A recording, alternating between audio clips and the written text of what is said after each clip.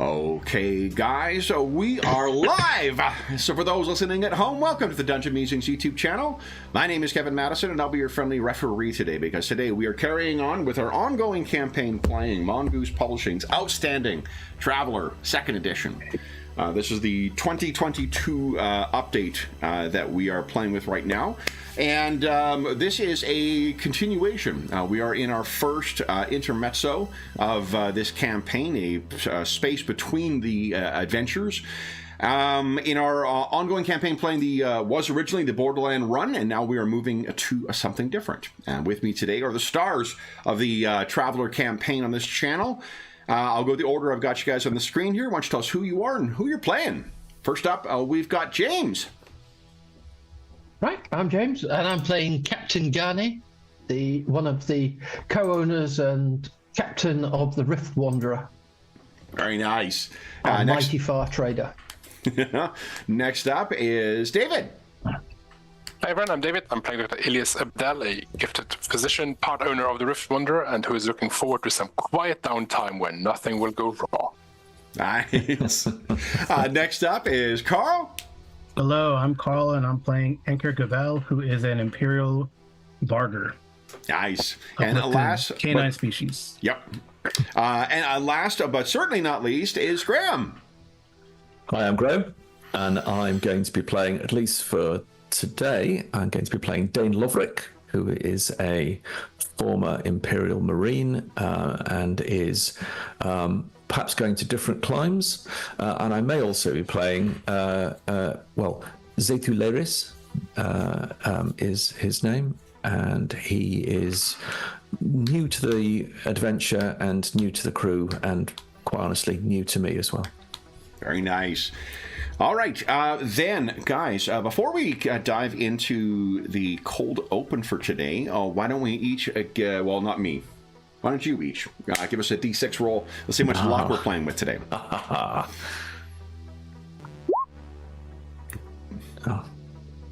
Well done, David. There you go. There we are. All right, so that is 12, I guess? Oh. Sadly, only one per player, not per character. Oh, Carl rolled twice. That's why there was 4. Yeah. Okay. Oh, sorry, yeah. Yeah. I was trying to find why there's 5. Yeah, the first one was a 5. The first one was 11. Yeah. All right, so that's 11. Then you guys are 11, playing with. Yeah. All right. So let me grab everybody here, and we will head on over. Where are we going here? Our opening scene would be very much like, or our establishing shot would be very much like our thumbnail here. Let's move on over to the interior. So let's get some of the characters. Okay, so I do not need... We got Captain Gani here. We got Dr. Abdel. We've got Anchor. We've got Dane. Put Laris over here. Make him a little smaller, and Alonzo's not here today. Oh, I think, yeah, he was just on the screen. All right. And let me see here. Can everyone see? Ah, it's weird. Must be the one, when I made the tokens for Captain Gani, I forgot to put the C thing on it. So, all right. So our scene opens with a shot of the flight control at the space station, or the massive orbital starport that is the world. And as we would be going across the various stations with people with things in their headset, it seems almost exclusively that the individuals that we're seeing are female Aslan. It's almost to a person. The tech in here seems a little cobbled together with some additional bits of terminals and different chairs and whatnot that have been set up. So it's got a bit of a kind of kludged together feel to it. But the one exception to that is Laris. And Graham, why don't you tell us what we would see as we meet Laris for the first time? So he's human, although probably you'd know him immediately to be of the Darianis subspecies. He is about 2 meters tall, very slender, a shock of sort of white blonde hair, the slightly sort of elongated features of a sort of pure Darian. He has that, because of the width of the hips and the sort of straightness of the legs, they don't have the knock-kneed human gait. He has a very flowing way of moving as he walks along. You place him in his he's quite young looking, slightly willowy perhaps in terms of his physique, sort of fairly bright-eyed. He's got a huge smile on his face, and he seems to be sort of chatting animatedly to one of the female Aslan who is walking along by his side. Mm. What we would know, or at least what Laris would be aware, is that when the Aslan had initially come to the world as a place to kind of station themselves for in support of Tila Toril, that the females, the males who were part of the group, for the most part, became station security, and the females became flight control because both were adequately suited to that task. That required the dismissal of everyone else who was working there, with the one exception, and that was Laris, because Laris, just because of his abilities, he had a level of education and a degree of charm that justified his continued employment with it. And it also made for easier, what was initially intended to be a transition, so that he could kind of tell them what all the different changes were and what the modifications and specifications were in this kludged together flight control thing. When they got to know him, he just stayed on. And as such, for the last, I think we were saying about a year, he has been here. And he's been kept on as the only remaining non-Aslan female who is working in this flight control. Tell us a little bit about what we would see if we followed him from end of shift back to his quarters, what he would be doing with his free time. It sounds like he is friendly with everyone that he is working with here. Is that simply because he is working with them, or is it because he's friendly with Aslan? He's got a wide range of social contacts on the world. Mm-hmm. He goes to an exercise class, and he mixes with the Aslan in a rather, I think they call that space spin. Yeah, space spin. He does do space spin. He'll go to a bar, and he takes in a number of sort of 3D simulated galleries. So he's obviously got an interest in art as well. Okay. So he's actually quite animated and social. He doesn't spend a lot of time on his own. Mm-hmm. And if he goes back to his quarters, he'll go back to his quarters, and they're quite Spartan. Very, very plain. He has, he sort of slips a wafer disc into his neck, and then fires up a computer and studies something that looks like a series of ancient archaeological sites, which he sort of peruses and actually starts to make comments on through speech, but he's speaking in Darian. And those are being translated and added to the record that he's got. And after a while, he'll settle down. And you guys may not be aware, but in the Aliens of Charted Space Volume 3 thing, the Darians have access to a specific career called shitposter. And he has... no. So... That is, we're seeing, in our montage, we would see this is sort of the regular, key of what's going on. The world is, in particular, given the kind of lawless nature of, or not lawless, but like the low tech level or low law level of the place. It's a bit of a Wild West thing, but it sounds like Laris would be able to talk his way out of any troubles that may threaten to go violent, or he may just be able to navigate away from things before things get violent. Do I have that right? Yeah. He basically seems to sort of have this calming influence around him. Okay. Would you kindly give us a recon check, please? Or hold on, or investigate. Either of those would be appropriate. Okay. Would that be intellect? I think intellect, yeah. Okay. Let's try that. That's a 9. Okay. So, one of the things you've noticed perhaps you're, one of your many, many friends across the world, you're having lunch in one of the larger areas, and what you've noticed is that there does seem to be, you probably pick up the increased surveillance that seems to be going on by one of the things that's going by. There are sometimes over the course of the year that you've been here, you've seen things where people have issues with other people, or there are people being pursued by rent investigators or bounty hunters, or otherwise just, there are situations where things will get violent. But this is a little different. This is one of those situations where it seems as if there is very poorly a group that is trying to conceal themselves while monitoring. You think just because of your past history for the briefest of moment that it might be you, but you realize it's actually the Aslan that you work with, who seem to be under observation.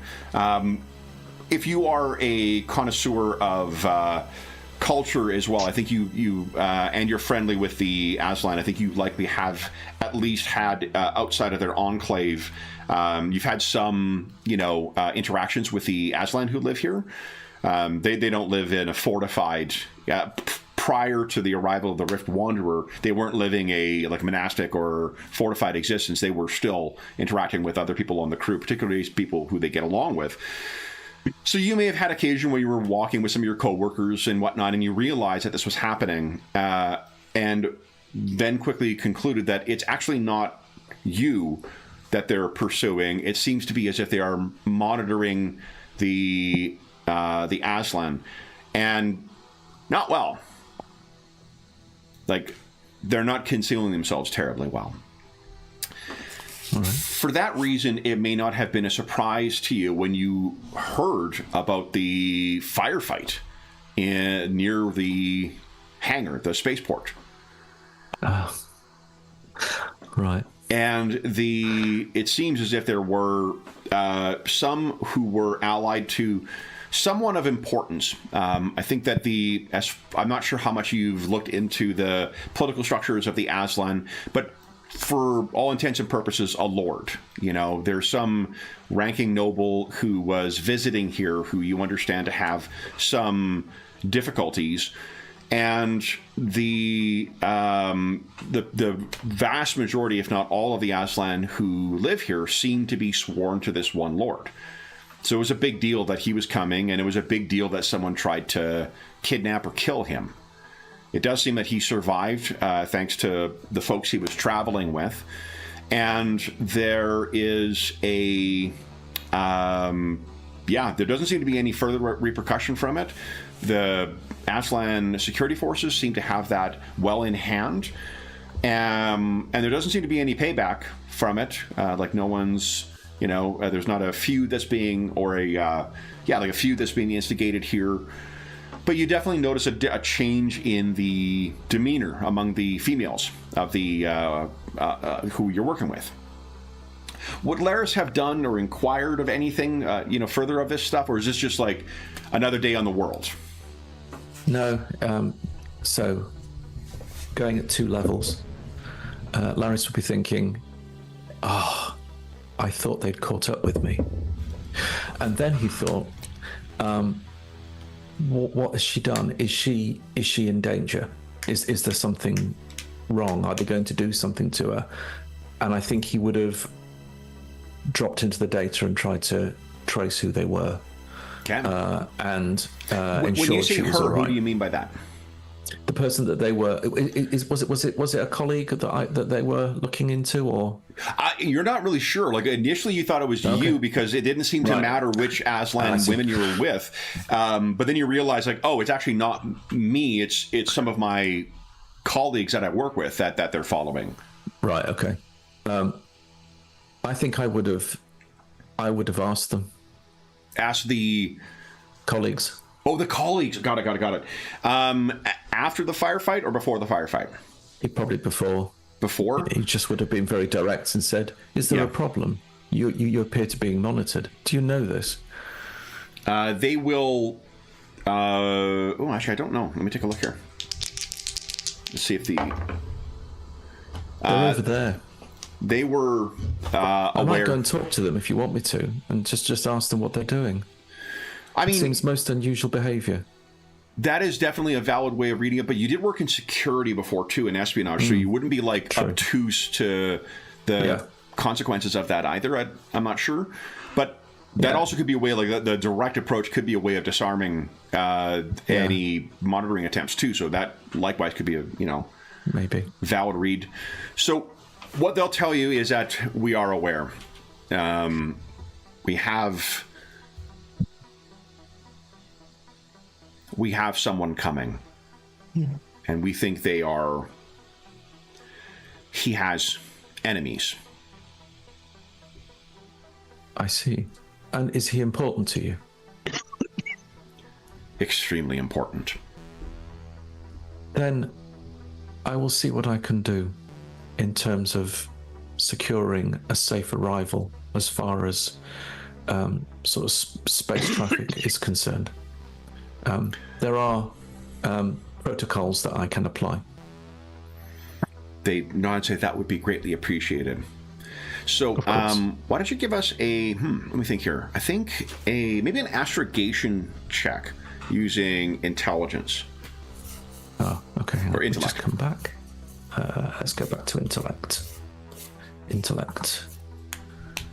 I think this is going to work now. I realised that none of my skills were ticked as trained, so that 9 wasn't enough. Okay, that's just a 7. You want to spend 1 luck to bump it up to an 8? If that's all right with the team, yeah, I'll spend 1.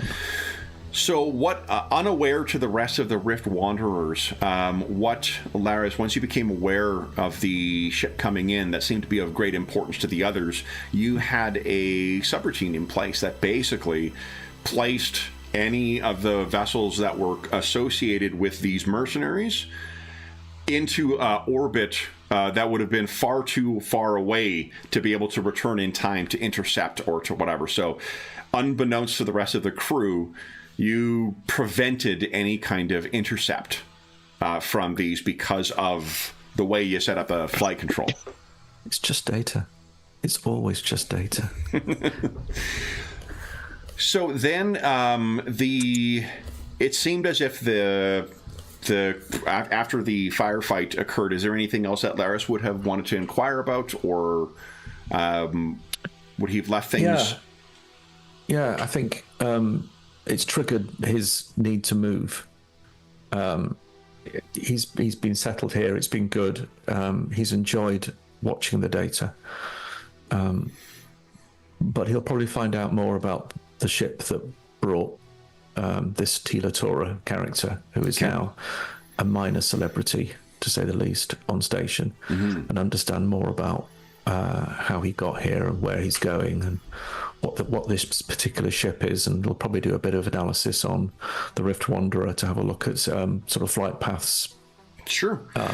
So what you would learn for certain would be, I think, the context of Tila Tora as being seemingly a dispraised Ihate. Given the location of the world, you would be familiar with who the Ihate are. They've been a recurring issue since for the last 800 years in here, because I think it's current year is like 1100 something, and it's the peace between the Hyrate and the Empire was in the like late 300s. So the Hate are just a recurring, pain in the ass here. This guy was in a Hate. He seems to have disgraced his clan in some way, and it sounds like for the colonies, the Hyrate colonies that are just at the rimward edge of the Reach, it seems as if there's problems between them as a result of this. But the impression you get from your colleagues and your friends are that there is a chance for him to redeem himself. That is, he arrives, he seems to only be here for a couple of days, and then they depart. What you learn of the others, I think, is what would be, their military records, I think, would be easily accessible. Memberships in the TAS would be accessible. You would find that there is a journalist living among them who has published one novel before, and not necessarily a sector-wide famous journalist, but someone who in his own sphere has been quite popular. Yeah, it's there's a lot of more. I mean, I really don't know what the typical traveler crew is made up of, but there's a lot of and of course a very well respected physician and research scientist among the crew as well. So bit of maybe that's just the typical mixed bag among the traveler crew, where you've got a couple of civilians of note and a couple of military folks of note, but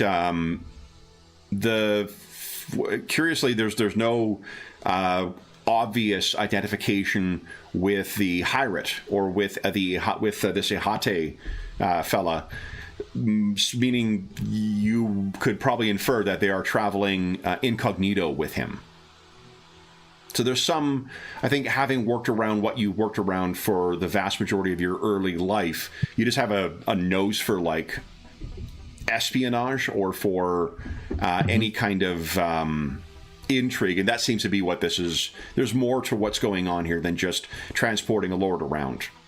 Intriguing, and they seem to be most remarkable individuals. Mm-hmm. There's a decorated Marine on board. There's a decorated naval officer. Their captain appears to have served in both the Scout Service and the Imperial Navy. So, from a military perspective as well, there's great. There's a great deal of experience, and I imagine once you've got the name, you can put the name to the Hate as well. And it seems as if he was involved in an aborted invasion of a planet called Aransir. That's a little further coreward, and Spinward is to the left of the map. What's right again? Trailing. Trailing. So a little like coreward and trailing is where Aransir is, and it was another place. So basically, one Aslani Hate fighting another Aslani Hate. Apart from that, I guess, would you press for any further information from your friends and colleagues, or would you just let them share what they wish to share? I'll just let them share what they wish to share, and what I will spend my time doing is tidying up the code of the different navigation modules that I've sort of written and co-written, to make sure that they are sustainable without me. Okay. Yeah, so you're doing some work with a plan being to go. They have departed. This is about 2 weeks after, a little more than 2 weeks after. You can picture yourself at work. Do you does Laris also chat with folks when he's helping them navigate into the station as well, or is he? Oh yeah. He'll say he'll do the whole thing. He'll say, "You're so very welcome to the world. Yeah. I hope your journey has been more than satisfactory, and that you've enjoyed your journey. So they are, you're I think helping a. We'll say it's another, free trader that is not the ship necessarily, but like a merchant vessel that's coming in, and you're trying to finish up the instructions for this, and the entire flight deck just erupts in cheers and chanting, and everyone is crying things out. They're hugging one another. They're crying, like it's just like what the. What's going on? So you kind of quickly finish up with who you're. I guess when you say what's going on, the person on the other end is like, "Excuse me." What is going on? So if you finish up with either put that guy on hold or you sorry, finish up. Yeah, I'll be right back. I think it's somebody's birthday. Just bear with me. So what you hear is that word has reached the station that Teodotoral's champion has triumphed. He has been vindicated. The rival clan has been exposed as an enemy. Their lord has been the betrayal of a traitor among the clan has been exposed. He is free to return. So the crew, you've seen joy in them before, but this is unlike anything you've ever experienced, right? This is, hometown, hockey team winning in their hometown kind of thing. That's the most Canadian reference I could potentially make here. Yeah. So, they are just extremely, extremely excited, and that carries over for the following, week. Even everybody is very, very excited. Everyone among the Aslan, at least, everyone is in an extraordinarily good mood, and you realize as well too that basically, like, things have been at one level of sort of, uncertainty among them. After their lord arrived on the world and he departed, there was a level of tension among your Aslan friends that you had not experienced before. Yeah. Everybody was just anxious to see what would happen, and the palpable mood and the feeling of hope among them at this point is extraordinary.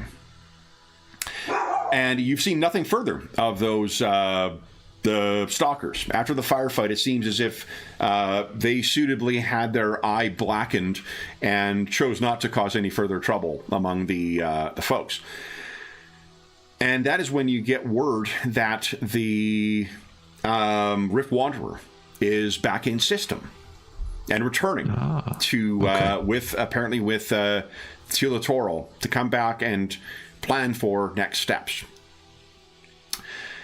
They're about a day out from this, and you're hearing, I don't know, the mood among the people that you work with is extraordinary. Like if you prompt any kind of discussions about, plans, or if you ask about the Lord, they're just, they will be talking about how, like, the future is nothing but rosy for them. They will be coming back, they will be replanning, and then they will be, bringing, their Lord will lead them in glory to somewhere.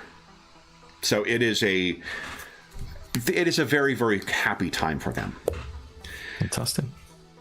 You're at work, and once again, like, the mood seems to be... I think when you walk onto your shift for the day and you place your personal belongings in whatever the place is for supplies, you can tell there's a noticeable shift in the mood on this day. So I expect that the way you've described your character, everybody's name, so it's a hello so and so, hello so and so, whatever.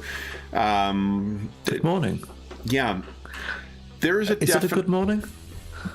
So they look and say, Laris, it seems as if something is off. The ship is not yet here, so barring there being some tragedy with the ship, it probably doesn't relate to the Lord. Although maybe something did happen. So the first thing he would do, he would look at the data. He would look at the readings, the sort of ship ins and outs. Just check if there's anything different in the patterns that he can immediately tell to an analyst. The Rift Wanderer should be here within 20 hours. Okay, and it's on a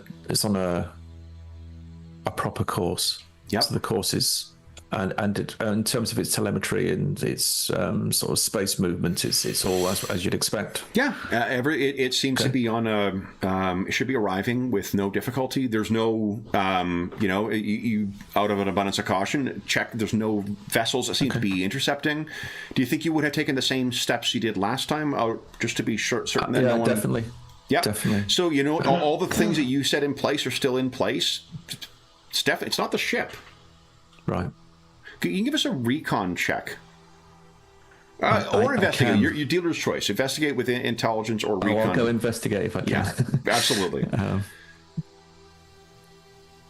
Oh dear. Ooh, that's not. I don't see it. Is that Snake No, Eyes? I don't see it. It's not Snake Eyes, but I don't see it. You could spend 2 to make that a success. I'm going to say that I don't. So I don't see it. No, so you're looking at this, and like there's no, in your mind, no obvious source of distress here. Okay. Do you just settle in for your shift, or do you? No, I think I'll kind of will ask. Just somebody. I think it's just anything that you need? You probably work the same shift, so it's probably the friend that you had asked. Let me see. Let me get an Aslan name for this woman. The same person that you asked about the whatchamacallit, there we go. The surveillance. Oh, Tayala. Tayala works perfectly. Can you put that in Tayala. chat? Yeah. I know we all went to high school with. I went to high school with the Tayala, but I want to make sure that.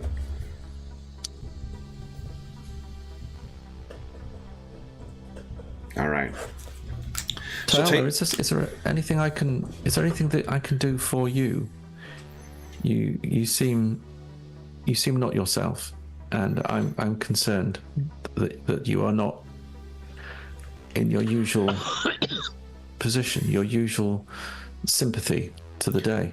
The others who are standing, there's like 4 other Aslan women who are with her. They all sort of, look at her, and she gestures to go back. They all go by and kind of, touch you on the shoulder, and leaves you and her. And she says, "You're familiar with Elehase." And you would know her. Elehase is one of the, if you were to guess, she's one of the more important members of the female Aslan crew. She works here as well. Yes. Elehase is missing. Missing? We think. Since when?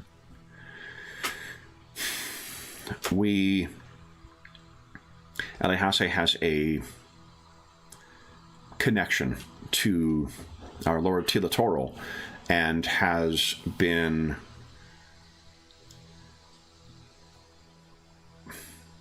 there was thought that she would be a target for enemies of Tilatoro. Oh, I see. While he was seeking to clear his name.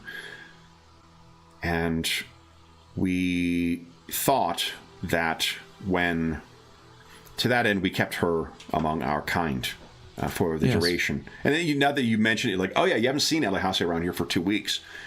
When word came that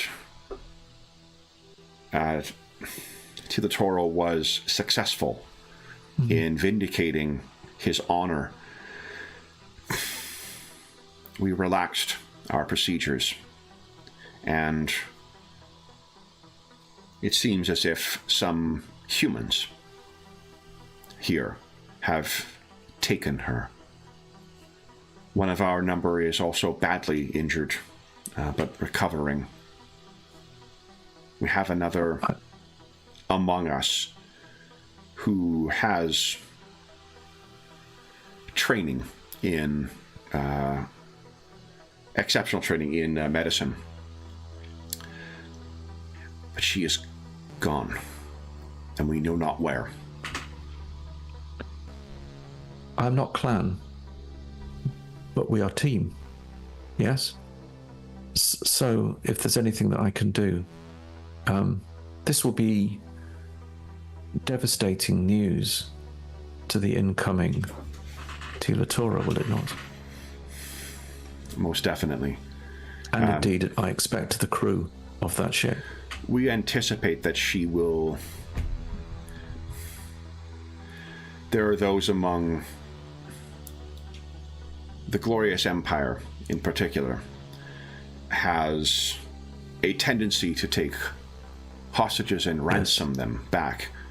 I am familiar with them and their ways.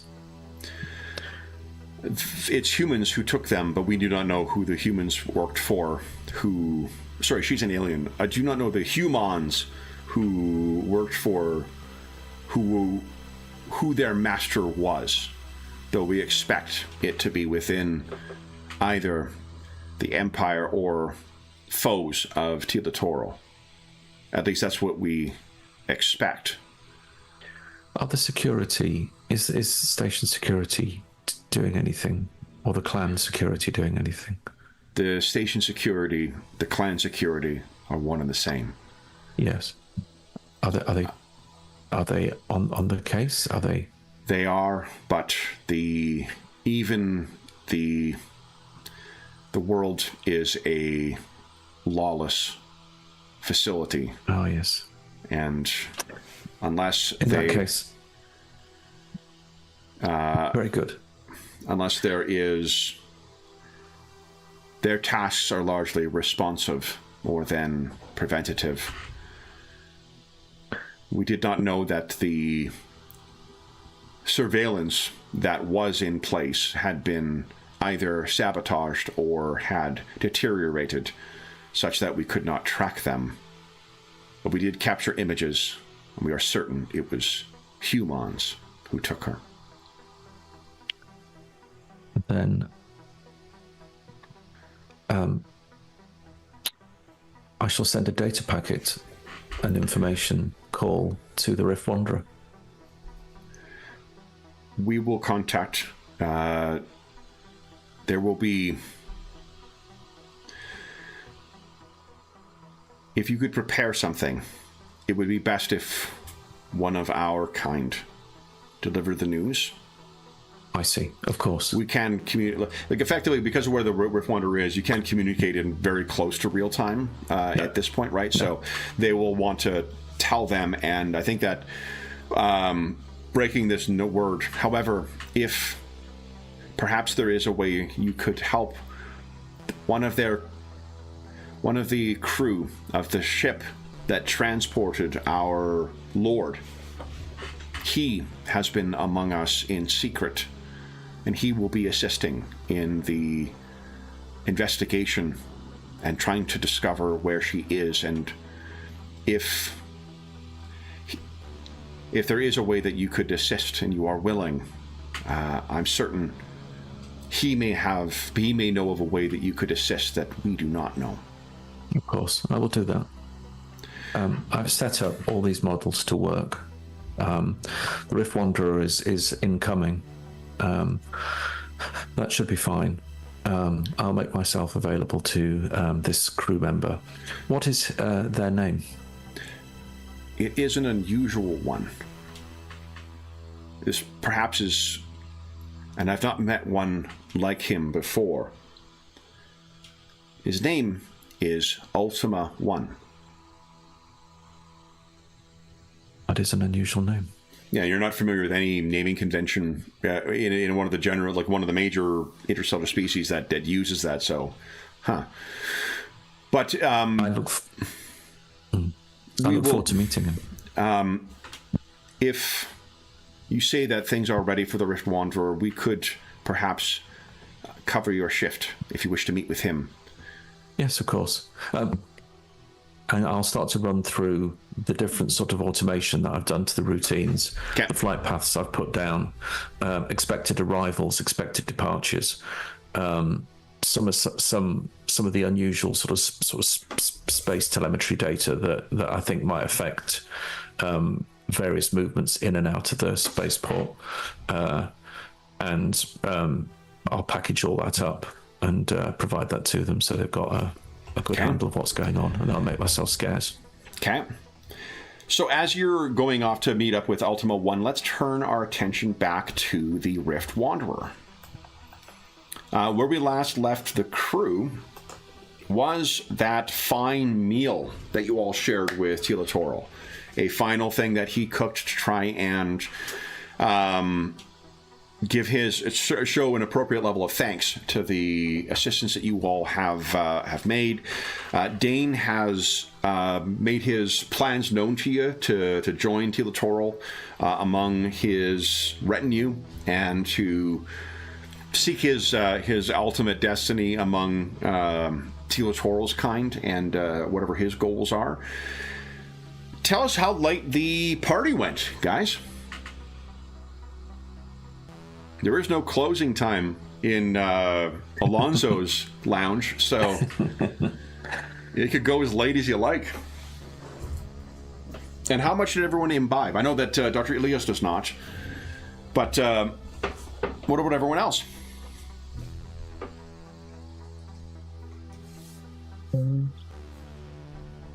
Carl's too busy imbibing to talk about his characters imbibing. Talk drinking, go help. Coffee, right? Yeah, probably moderately. Okay. He is a pilot after all. Yeah.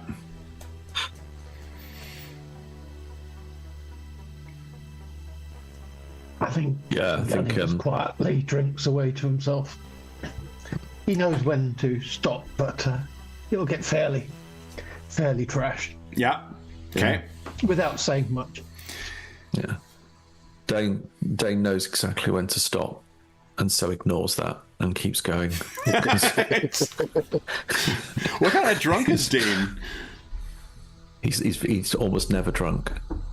He never drinks like this. So is he pugnacious? Is he quiet? Is he loving? No, he becomes obscenely gregarious. Completely unlike him completely.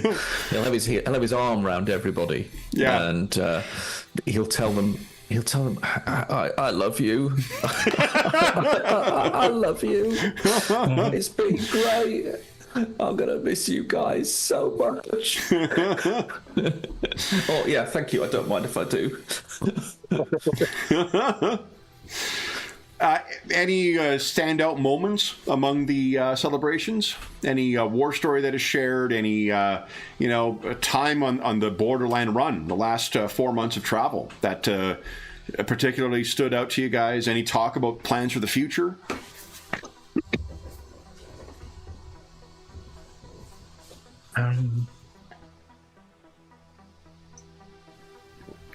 You guys are flush with cash now from that last task.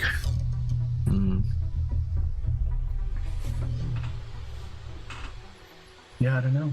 How is everyone taking Dane's pending departure as well? He certainly filled a specific role in the crew, so... Yeah, Anchor's probably pretending it's not going to happen. He'll change his mind. Yeah, he'll change his mind. Yeah. I think Dane he'll start to recount the stories where we worked as a team. I think what sticks in his mind is, you have to help me with the details, where we went on that rescue mission. On Helfer. On Helfer, the operation on Helfer. Really sticks in his mind anyway. That's one of those moments where we kind of really operated as a team, and it went beyond well for everybody, really. Yeah. Alonzo, you should write that into some sort of tech manual for Hey, Graham, I'm not sure if you saw the war story that we played, but no. So yeah, it's actually become like a source of legend among the. We saw the people. People of Hilfer remember that night very differently. When ghosts snuck into their camp and killed, unseen, unheard. Yeah. Right. Okay. Yeah. With using that as sort of a Anchor will say, I bet you there were Jordani involved in that whole thing. What about Dr. Ilias and Captain Gani? How are you feeling seeing your resident Marine departing? I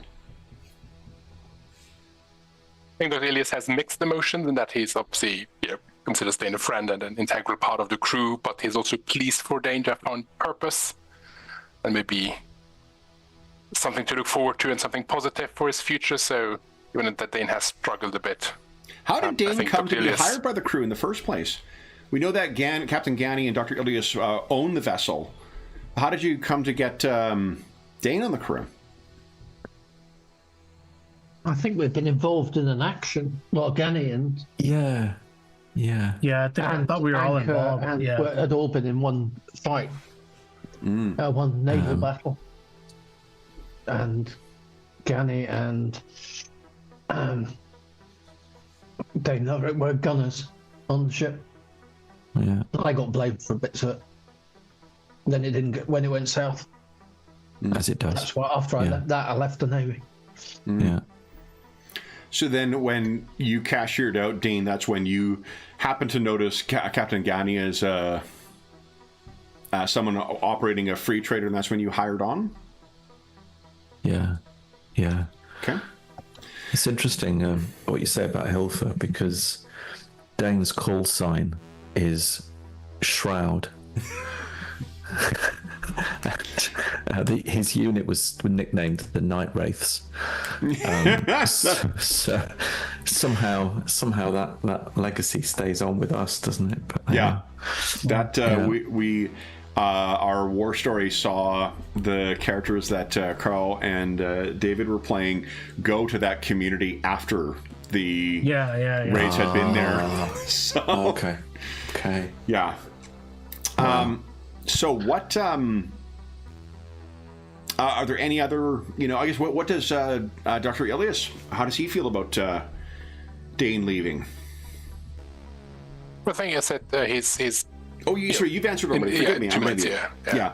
Captain? I think about one thing that will happen is at one stage Dr. Ilias will get out whatever the equivalent of a piano is. And there'll be some, especially if Dane is gregarious, there'll be some sort of sing-along. It's like a Sweet Caroline or something, whatever this is equivalent of. 80s future, so I mean, I assume it is a keytar that you're bringing out to to play, because that is the most 80s sci-fi instrument I can think of.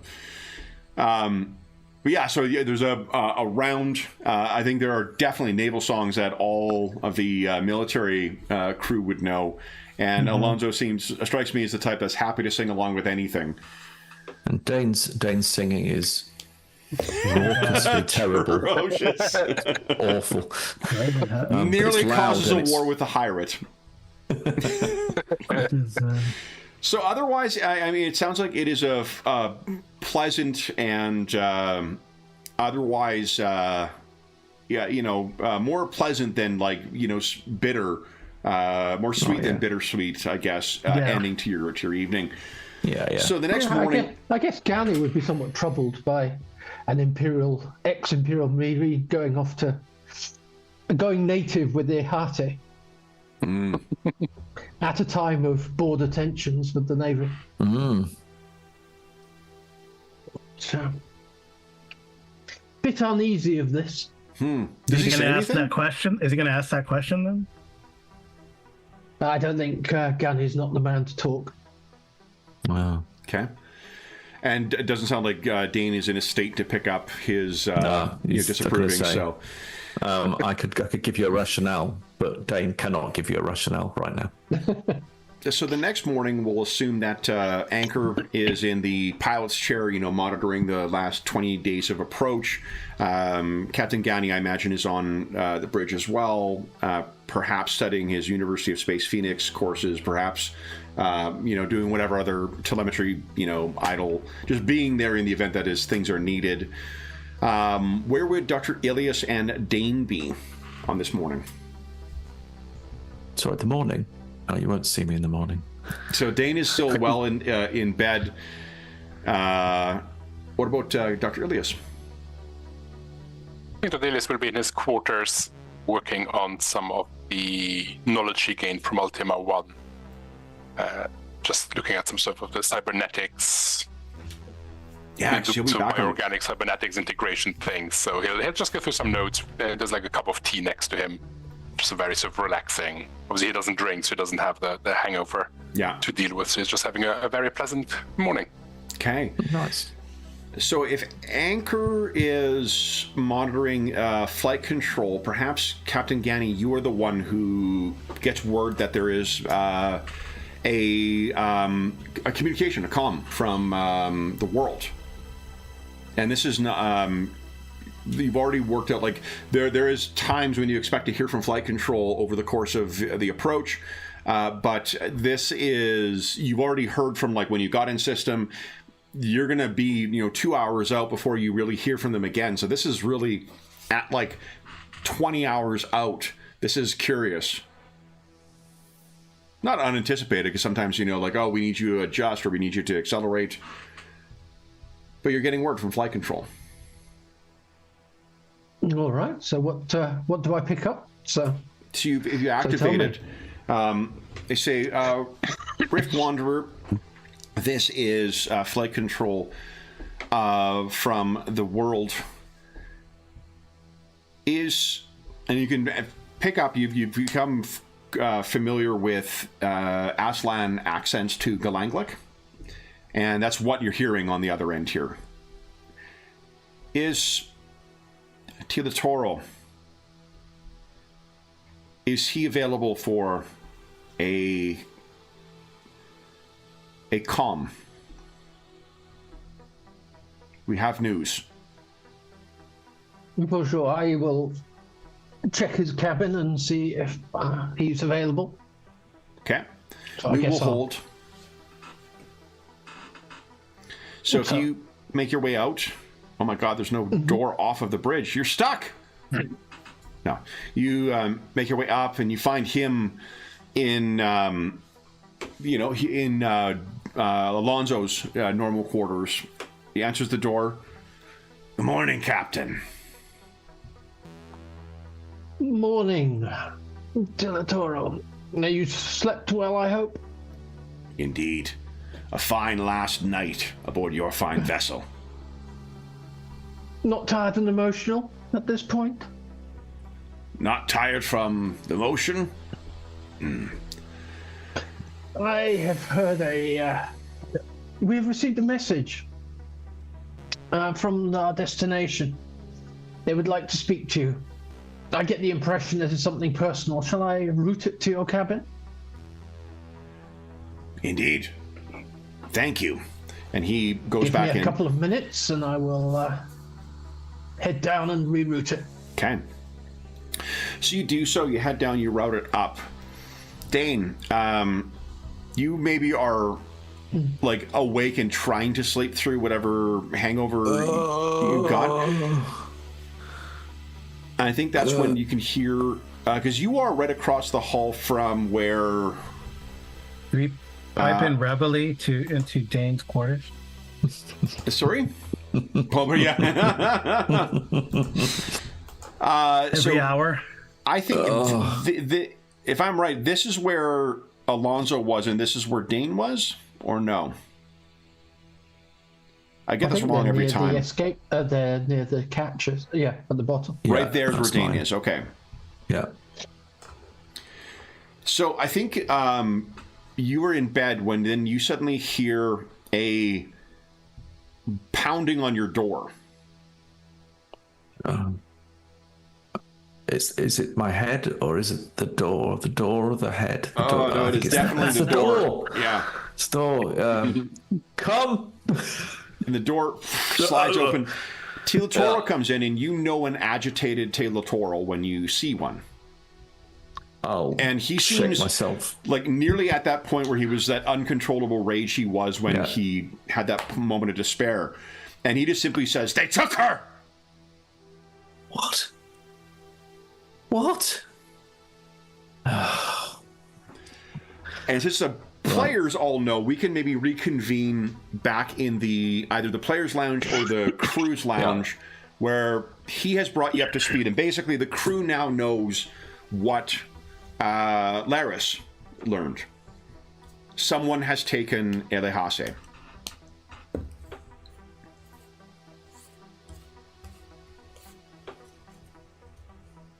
You're still 20 hours out, and you cannot get there any, faster.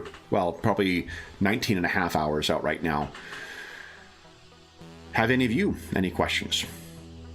I think that he has kept on the line whoever is there, so you can picture that there is a conference in someone from the station as well, from the flight control at the World. Do we know how long ago? And as of now, it would have been 2 hours. Okay. Because we passed the ship on the way in, so she would not be on that ship. Definitely not. Timeline-wise, okay, good. We have locked down flight control as well. The security is conducting searches of all vessels. I'm happy to go with a story answer, but so a tight beam communication, speed of light to our destination. What sort of turnaround would we have, given that we're still coming in? So 20 hours for us to arrive, but how quick would? Good question. Would you? I don't need it to be. I don't need to do science. I just. Yeah. I don't think there's not a long delay. It would be a matter of at most a minute or two. Okay. Because you're 20 hours out at your burn. Because you guys are only going at thrust 1 as well. So let's see here. You're not in real-time communication, but it's as close as you're going to get to it. Okay, that's fine. Yeah.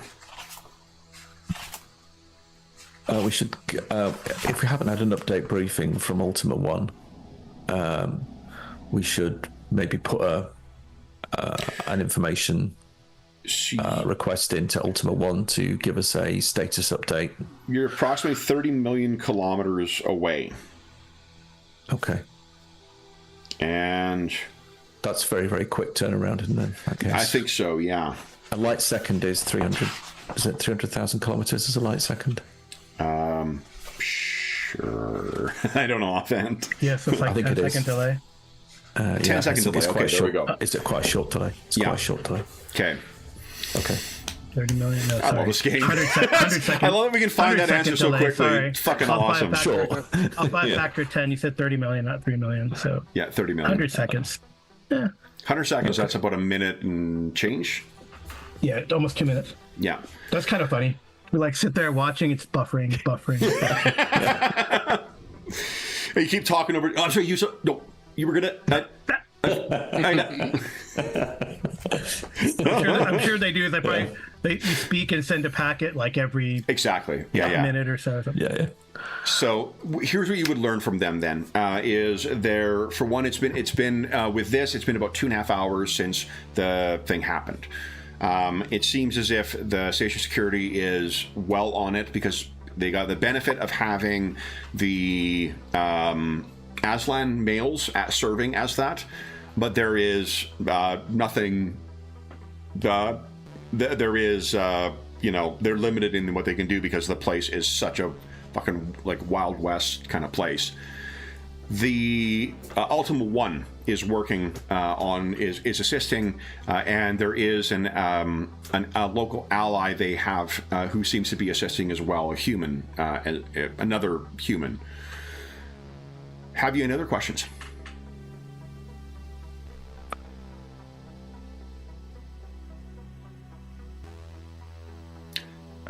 So they haven't gone out. They haven't gone out. Right. So last whereabouts. Yeah. Is there? How good is their camera grid? Does she have great. An RFID of some sort? Nothing on her. Were there any witnesses? Did anyone see her get taken? They were quite badly injured. They were effectively left for dead. Oh, so have they identified the ship that carried the assailants in, if they're human? Have they done any analysis on likely ships? Have they checked inventories, reasons for ships being here? Have they narrowed down a possible escape ship? In the length of time that they've had, they have just effectively shut down any departing vessels for now, but that's not going to last. While the Aslan prefer that, the Aslan are at the employ of the masters of the world. So there's going to be a point where they're going to say, you can't just keep people here for longer. The law level in this place, you may recall too, is pretty much non-existent. So there's whole swaths of the accessible parts of the station that nobody goes to. They know that they are human, but they cannot identify who specifically they are. Although the thought is that they were armed in a similar way to what was to the people involved in the firefight. Now, that does not necessarily mean that that's who it was, but it is a data point that you can reference. It's a good starting point. Yeah.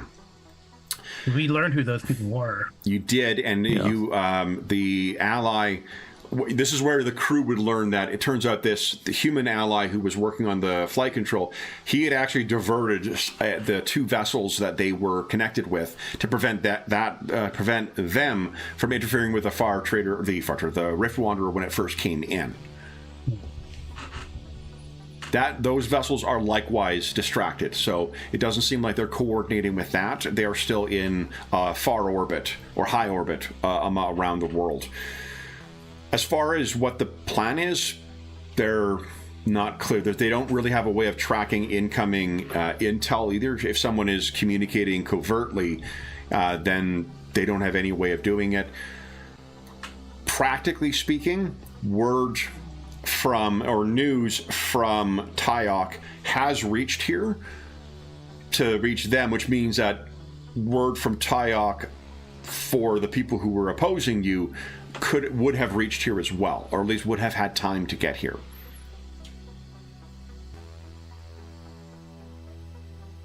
Any other questions? Well, we can maybe have Ultima One start looking for keywords and monitoring, censored or communications traffic. These probably is a better or is quicker to put things together. Have they been able to interview the people who were attacked yet? She is in quite critical condition. Okay. The injuries that she sustained, you would have to be some kind of genius physician in order to stabilize her, but also wake her up. Well, we have one of those. You do? That's amazing. I'll get the nurse spot ready. Okay. Loading. Anything else? Well, remember Hilfa. We can do this. Yeah. Then, why don't we take our mid session? Go ahead. Yeah, that's our lead. That's our lead is like these people who did it before, but I'm sure there's a lot of people who don't like Tulatorl and want to get back at him, and with the Tyok backing, that's where the money is. So this is where Dane could come in. While Tulatorl has cleared his name, he's effectively a penniless Ihate. Doesn't have connections to the clan. He's got a sentence of exile that is laying over his head. He's not exiled yet, but that is hanging over him. He has the supporters here, so it's very hard to view either someone would be ignorant of his circumstances if they think that kidnapping is going to result in something. Doesn't have a lot of influence either, so yeah. But I suppose Dane's immediate thought is it's revenge. That actually they're not trying to leverage anything at all. They're trying to hurt him, and hurt him badly. And they're not looking. So he's worried. This is unspoken. He wouldn't be saying this, but his worry is that this is actually just a revenge, possibly killing. They're not going to leverage anything more off this Aslan, but they could hurt him very badly, and maybe that's all it is, because that's what the world's like, right? That's what people do to each other, even Aslan. It always ends up like this. It always ends up like this. People hurting each other. That's what it always comes down to. Every time. That sounds like a Every promise, Dane. single time. It probably will be. Yeah. There will be more hurting, but it's the lowest common denominator, and we always get there every time. So with that well-spoken bit, why don't we take our mid-session break right now, and then we'll come back in 5 minutes, and we'll check back in the world and see how the investigation is going there. So for those listening at home, we'll be back in about 5 minutes.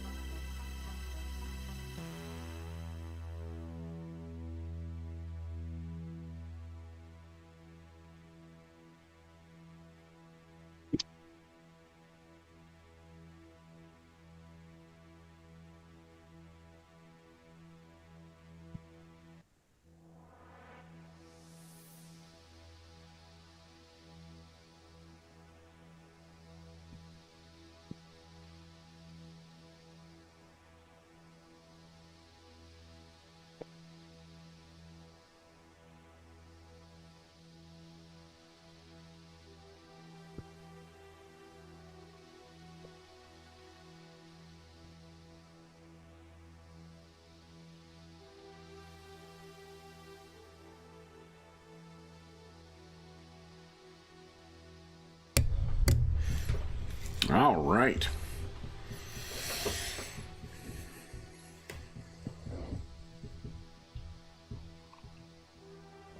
It's rare that I'm first back. Okay. And I'll bring us over to the world once again. Where am I going here? Right here.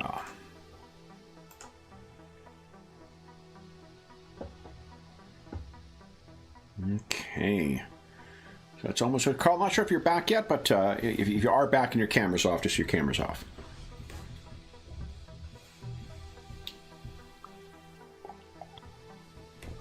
I think we call that pulling a Henderson. Well, that was just mean, really. All right. So we'll cut back to the world, the space station of the world, and we would see Laris approaching the enclave where the Aslan have been making their home for the last while. And you can see standing outside, visibly armed with some weaponry. There are two Aslan males. And as they see you approach, they are none too shy about, half raising the rifles up. I'm glad to see this. Your preparedness is most commendable. I am. You will know me as Laris. I work in space control. I wanted to make my services available to Ultima One, and to support him in the current crisis. There's a look of recognition in one of their eyes, and they say something back in Trock that you don't understand. And then the sort of the opening into the door leading into the first part of the enclave opens, and the someone steps. I'm trying to think how long it would be. Probably about maybe a 5 to 10 minute wait before the door finally opens, and then Ultima One steps out. And Ultima One is unlike. At first, you think, oh, he's a cyborg. He has, his chest has been replaced, his arms have been replaced, and it's only when you realize, seeing him more closely, how interlaced all this technology is, and if he is indeed a cyborg, like it's a more elaborate construction than what you have encountered before. Incredibly interesting, but of course, it is really only cognition that matters. So, I will say, good morning. I'm assuming that you are Ultima One. I am. I am known, at least in Galanglic speakers, as Laris Zathu. That is the way that they pronounce it. And I he have nods some certain skills that potentially I might be able to deploy to assist you in resolving this current crisis. If there is anything I can do, then I'm at your disposal, sir. Okay. So I didn't grab my...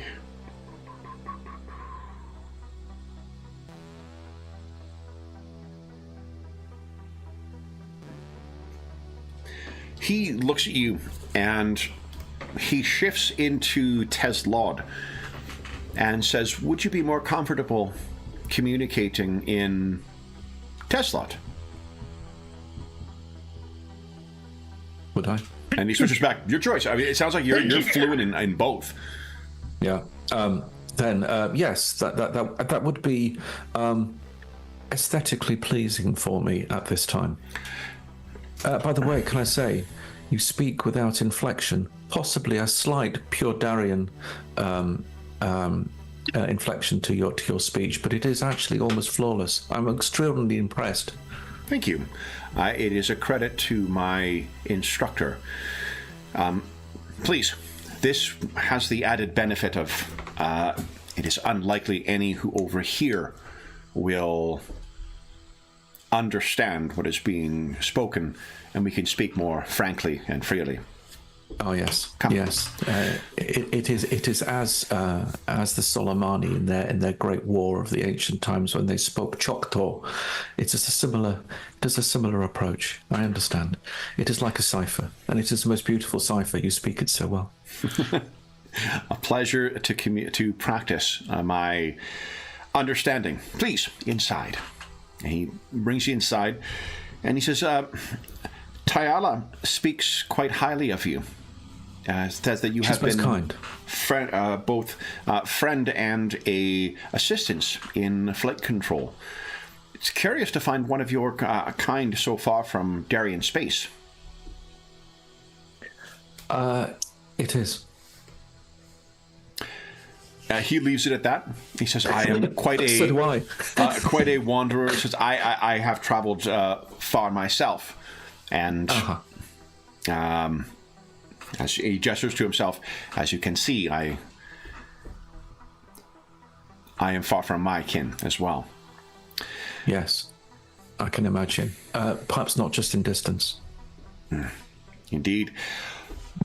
What do you know thus far? What has... I fear very little. I have very little data points. I haven't been able to analyse very much at all. Only that she is missing. Several have been attacked. We have lost one. And that it is believed that she is still on station, and that they have not managed to get away. There is no information as to who they are that I've been able to acquire, apart from that they are human. Probably sword wielders. But but let's see who they are. Let's find out. What do you know? You are familiar with, or you are aware that there was a incident of particular violence involving firearms. Yes. I've got all the data points on that. That happened to involve many of the Alejandra was involved in that incident, as well as her master, the Lord Tilatoro, whose return we are expecting. I also understand from Tayala that you have assisted in securing his safety, or as much as you could, for his visit. Correct. Yes.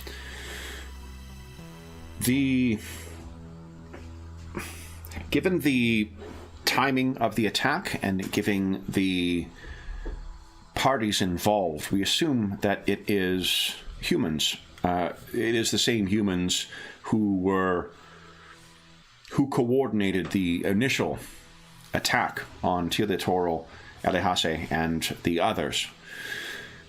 They were repelled due to my crewmates among the Rift Wanderer. And while they were gone, we have made efforts to try and determine more about them. We know they are they have taken refuge after that incident on a less frequently used part of the station. They do seem to be moderately well armed, and we deemed it, or the Aslans who have been acting as station security, deemed it a unnecessary risk to take steps to extricate them from there. It now seems that may have been exercise of poor judgment, if they are the ones who took Elehase. What is also clear is that it is clear that she was the target. The one deceased party and the one critically injured, they seem to have been injured, but the surveillance of the incident shows that Elehase was not targeted, but was taken. We also believe she was disabled by some contact stunning device. So a hostage? Indeed.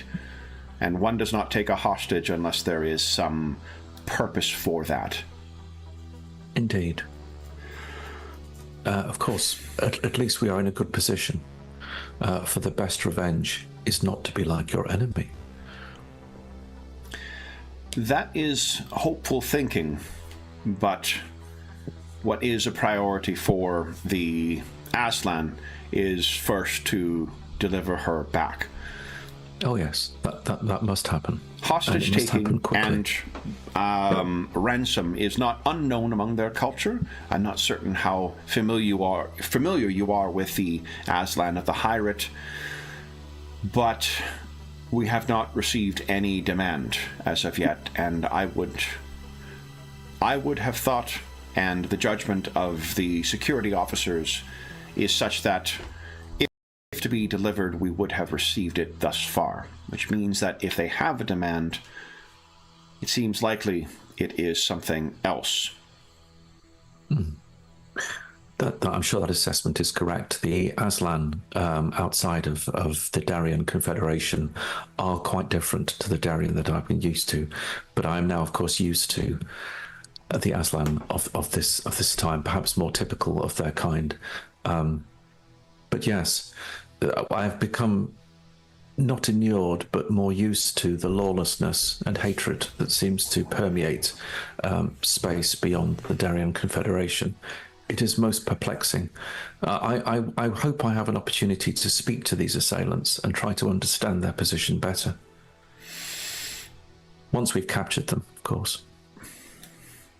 I would think if you wish to assist with the Aslan, their priority is securing the safe delivery of Elehase, ideally before the Rift Wanderer arrives, because we assume there is some plan. Then, again, it seems unlikely to be a coincidence that this. No, it's a bartering piece. It's for something. If they've got a hostage, they're bartering. We fear that we may not be successful in an effort to try and, or the Aslan to fear they would not be successful if they have to storm the defenses of this, and worse, if they are wrong as to which party is responsible for the kidnapping. They may be depleting resources to no successful end. However, you and I are not Aslan, and while I understand that some may view you as a friendly to their interests, you are not one of them, and I have taken pains to keep my presence here a secret. We may be able to look in places where they cannot. My intent is to try and find what I can. And if I may, I will actually also just take precautions and shoulder my laser pistol and perhaps wear my armor. A wise precaution, particularly given the propensity for violence that these individuals, whoever they may be, are. It is true. It is simply a precaution. We must remember, though, that he who fears death will never do anything worthy of a man who is alive. So, let us now find out more. I am new to this station, but I understand you have a great deal of familiarity with it and its inhabitants. Correct. Have you suggestions for where best to proceed? Somewhere the security teams have not yet. Well, we have the data on where they have searched, and we have the data on where there is good surveillance, so it'll be where that is not. That indeed makes a great deal of logic. And he will pull out some kind of... he'll gesture, actually, to some computer terminal that's on there, and seemingly without interacting with it, it flashes to life. And what you can see is a display of the slice of the world that they are able to that the non-inhabitants of the station are able to access. So I think Laris will pull out a small sort of wafer chip and say, "I have a full schematic of the world and the station," and he slots it into the back of his neck. Okay. And he says, "Please," and gestures to the device. There is a manual interface, as he seemed to be able to interface with it without touching it. I'll use that, and I'll triangulate from what I've got on my data wafer for. It's got a full schematic of the station. I'll triangulate these sort of search and sort of camera areas, and pick out the black zones that there are, the sort of dark zones where there's nothing.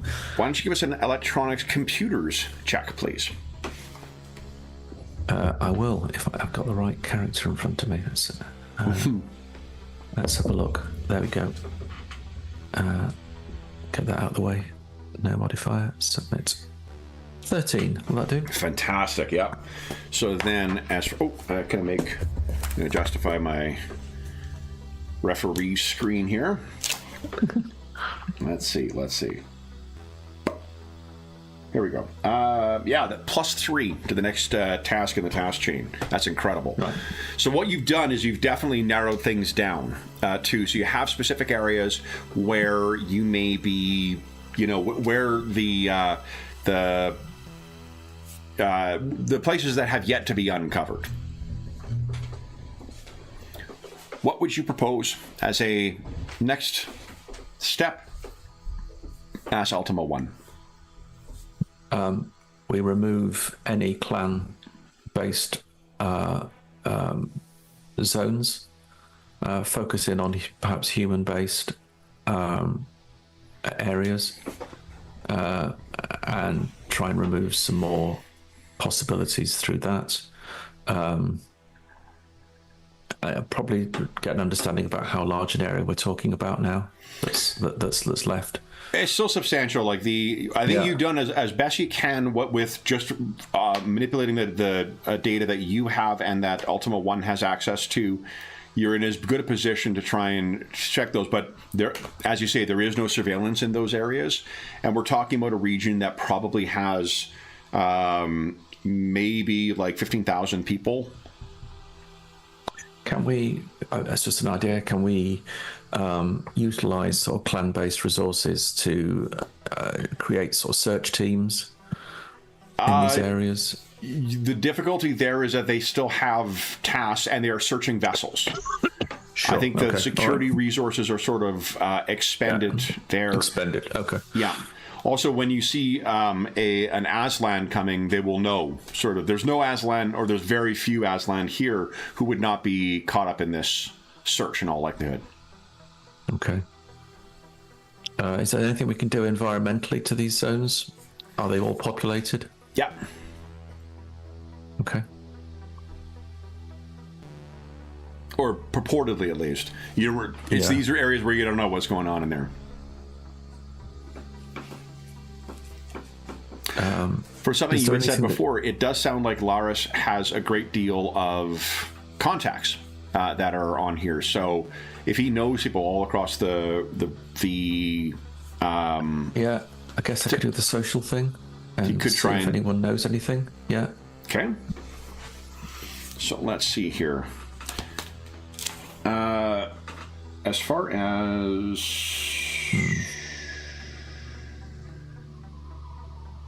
so researching a problem would take 1d6 times 4 hours. If you want to get a further bonus to it, that would take 10 hours. That may actually take sufficient time for the Rift Wanderer to arrive. Right. Well, we want to do it before they arrive, so... Okay.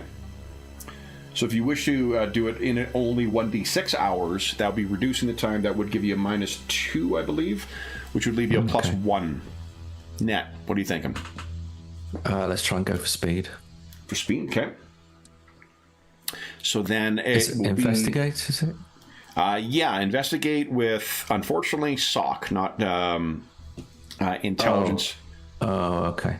Oh, whoops. And then you'll have a net +1. Just remember, don't put a plus sign in. Just put a 1. Okay, let me just cancel this. Okay, investigate with SOC with a modifier of 1. Yeah. Come on. Yes! Pretty good. All right. What you were able to... Oh, and give us a 1d6 roll, please. Oh, yeah. This is time, isn't it? Yeah. Ugh. Okay. The Rift Wanderer is 13 hours out right now. Good timing, then. So, what you have uncovered, tell us about what sort of investigation that Laris and Ultima One have been engaging in. So we've been sort of asking for details of humans with Aslan, looking suspicious, moving in particular ways, calling different clubs, calling different residential zones, just checking on sort of local surveillance stuff that isn't part of the grid, just to see whether there's anything that's there, and then asking them to ask. So we're sort of doing like a filtered, sort of distributed sort of social network as quickly as we can, pulling in all my contacts. Yeah. And eventually we get something which narrows down where they are, and we've got a sighting somewhere sort of deeper in the world. So that's a little more than what you're able to do, but what you've done thus far is have narrowed down to certain regions. I think what you've done is eliminated a number of different places that you can, places where that are unlikely. If you, in particular, be given your high intellect and high education, I think you got a pretty good eye for faces. So you're able to talk about some of the people who have been surveilling the Aslan before, and you're able to narrow down precisely where some of those places would be. This is only 13 hours out now, which means the time for gap in communication is shorter. You have 2 areas that are a little rougher that you can check in. Neither of them are actually the place where the mercenaries were embedded before. So either they have taken up into a new location, or they have elected to or been forced to take refuge in a different place. I'm going to assume that. Ken. Accepting that they might be double bluffing, but I'll do that. Mm-hmm. When you guys have narrowed this down, this is the limits of the contacts that you've made. You also are the limits of your resources of the surveillance. Ultima One suggests that they should report back to the crew. The crew is not far off now. He has been monitoring the inbound, so perhaps now is the time to report to them. Would you be willing to join me in reporting to the crew the status of our investigation? I would be very interested to do that. You have the relationship with them, but I would be happy to support and listen and add anything that I can. So you and he go back to your workplace, actually, to flight control. Okay. And you were able to, they're going to make an arrangement to make the call to the Rift Wanderer once again. So turning back to our crew members, what have you guys been doing in these past 6 hours? If anything. I think Dr. Ilias will have asked for a diagnosis update on the injured Aslan, to do sort of a remote diagnosis of his own and offer any treatment options he can think of. Yep, love it. Go ahead and give us a medicine. What is it? First aid, I think? Medic. Or medic, right.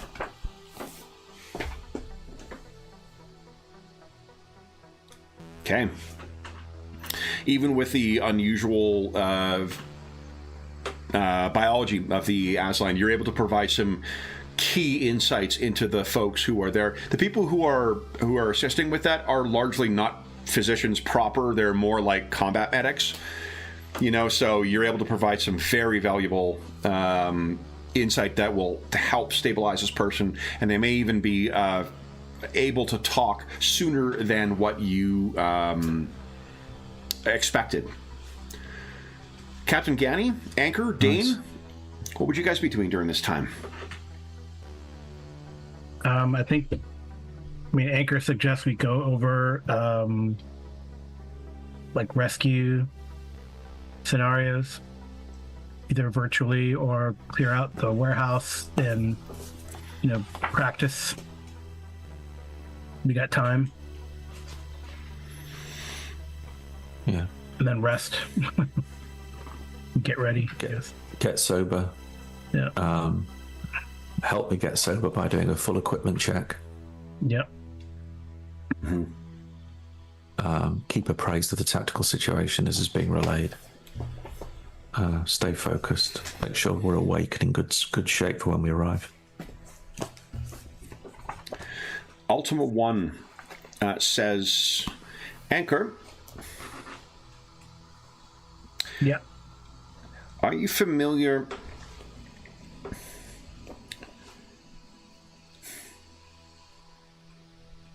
There is little we can do to speed your arrival at the station, given the limitations of the vessel. But do you think it might be possible if we could send a faster vessel out to meet with yours and then transport the crew back, or at least some? Is that a maneuver that you feel you could pursue? Oh, they'll have to. We're the slow one, so they'll have to match speed with us. But it's doable. Because there may have, and he gives you the specifics of whatever the things are, but effectively they could get a maneuver 6 vessel to zip out, dock with you guys, and zip you back, so you'd be arriving on station before they anticipate that you would be here. That's a good idea, and maybe you could do it like clandestinely, so like stealthily. That's precisely my thought. So they think they think they have time, but then they don't. Indeed. Yeah, let's do it. Oh, I mean, ask the captain if he wants it to be on like autopilot. We can assume Alonso is left over, so Alonso and Tilatoral could be sufficient for. Well, there's obviously some important stuff, but just to get the ship into orbit. There's likely enough programming or whatnot that you could do, and with luck, you may be done with what you're intending on, whatever you need to do to try and help her before you get back. Tilatoral is, you can tell Dane, agitated at the prospect of being left behind while everyone else goes to try and help her. Yeah, I could see that. Yeah. But he would be if he showed up, there'd be a big red flag, right? I mean, for whoever's monitoring. Yeah. It's the right thing to do. Anne is in favor of it. Captain Gani, what do you think? No, let's go for it. Okay. Then, this will... I'm just checking... Where the heck is my... Here we go. So, you guys are about 10 million kilometers out. At 6G, that would cut it to 7. It's 7 hours to reach you, so you would be getting in about 3 hours early. Mm-hmm. Okay. If you guys are okay with that plan, then that is what we will do. You can assume that Ultima One and Ultima One also introduces you to Laris. He is a friend to the Aslan here, and he has been assisting in our investigation. I'm happy to help and delighted to meet you. Your reputations go before you. Ultima One also lets you know that Laris is the one who arranged for safe docking the last time to confound the mercenaries who sought to attack.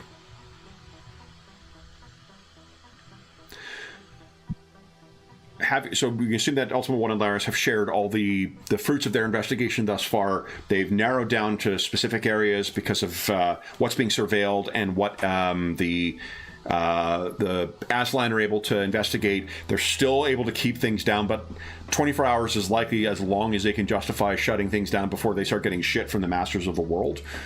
And the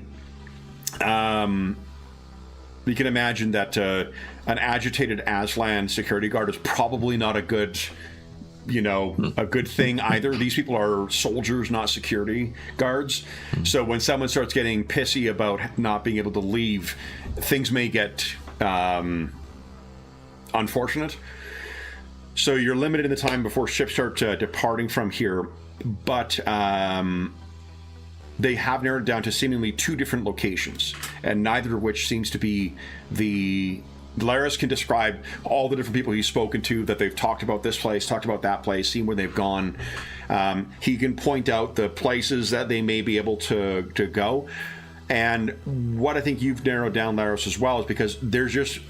For where the attack happened and where the actual... their hideaway is...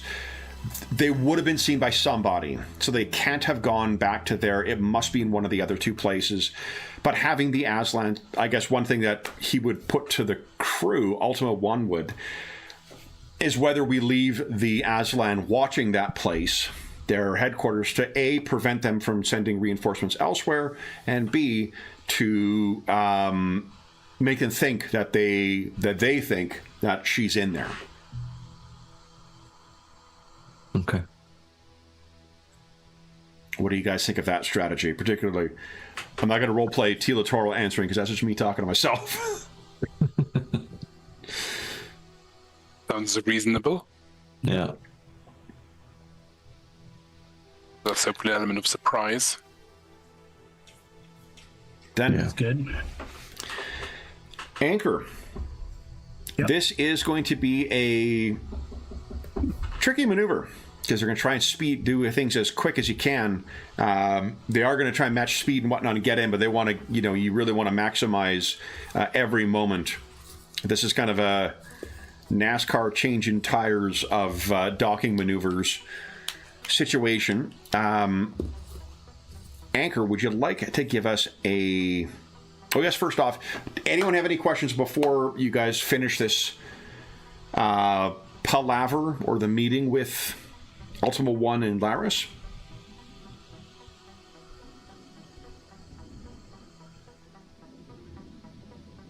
I don't think so. No, just ask if no one has received any communications yet. There's not been any demands or ransom notes delivered or anything like that.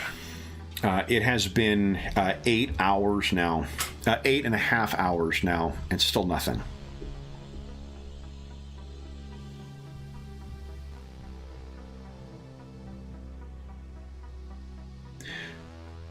Ultima One shifts, and I guess none of you guys would... Yeah, he says, we also have not found anything to suggest that she is not being held.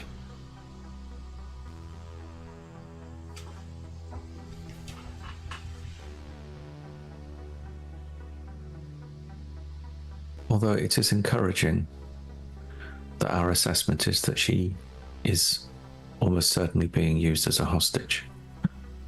Tila Toro, you can hear a growl that starts in his chest, but never gets further than that. Ultima One says, Tila Toro, I would have my experience with the Aslan, in particular those outside of the colonies. We would have seen a ransom thus far. Is that your assessment? And Tila Toro kind of snarls out a yes.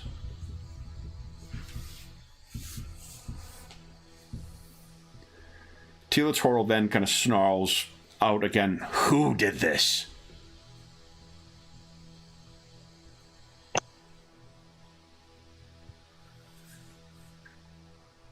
I'll vote to Ultima One. Ultima One says, we at present only know it seemed to be humans who were the abductors. It is not...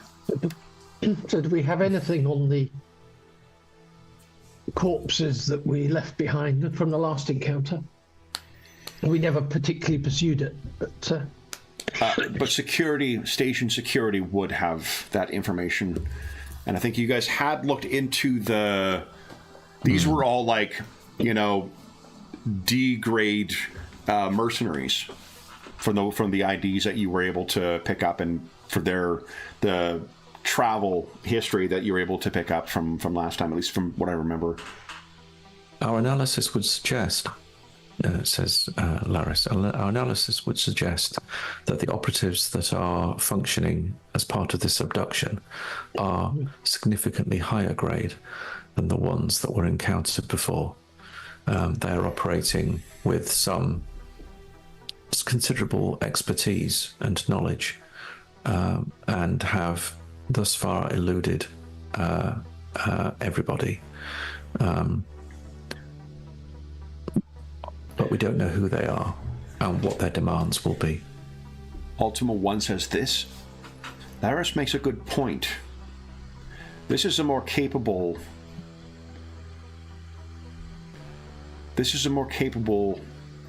action than previously. The previous pursuers we had noticed, and Laris had indeed observed the surveillance prior to our arrival on the world, and the Aslan here, Tila Toro's folk. They had likewise noticed it as well. The fact that they were not aware of this more recent surveillance, it may be a different party. The ones we encountered last time were very bounty-driven. Indeed. And I cannot imagine there, no offense, but I can't imagine there being much of a bounty on Elahassi's head. No. She is, and I mean no offense to her, she does not have the standing that even Tila Toro would have. And they are the retinue of Ihate. They are of the clan, but they are not one with the clan. Ransom for her would be comparably a pittance. I'm not familiar with the situation on the ship or with Tila Tora himself. I have not yet met you, although I have heard many good things of you. If they're not looking necessarily at trying to control some sort of return for their hostage, they might be looking to control you for the value. If I may speak candidly, her value is greatest with you, and as such, it may be a way of control as opposed to financial or other gain.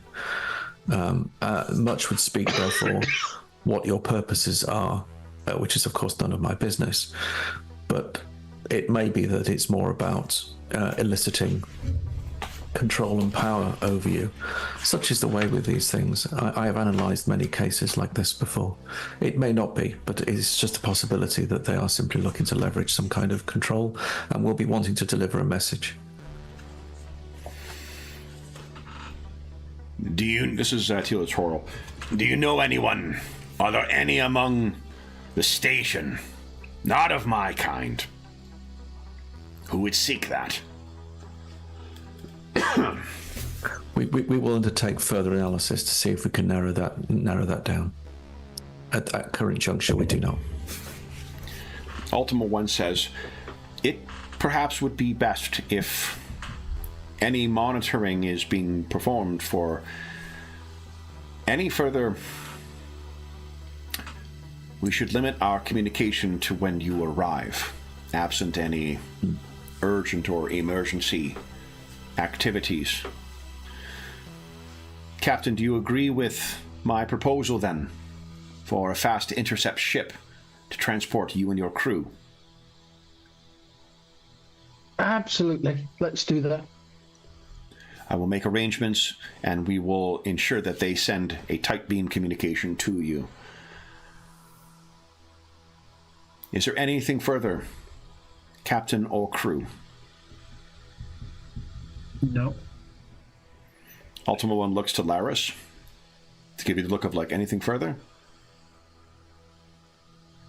I wish to double check and triangulate population data on the station, records, anything that we've got that might help just further refine the search. It shouldn't take very long, he said. Yeah, if we get close enough, your bioscanner can it tell different types of life forms, Dr. Elias? It can to an extent, I think. Double check. If not, can we configure it? Like, I'll stand next to Tila Toral, and we'll have a human stand next to us, and then we can... What I would do is, if you're going to calibrate sensors like that, we'll treat it like a task chain. We'll get you to make a like an electronics sensors check, I guess. Mm-hmm. And then whatever your task chain benefit bonus would be from that, that'll apply to your... Because I think it uses medicine or medic, doesn't it, to operate, or is it sensors? Yeah. Let's see. Where's my central supply catalog? I think that's where it was, right? Yeah. You're a medical.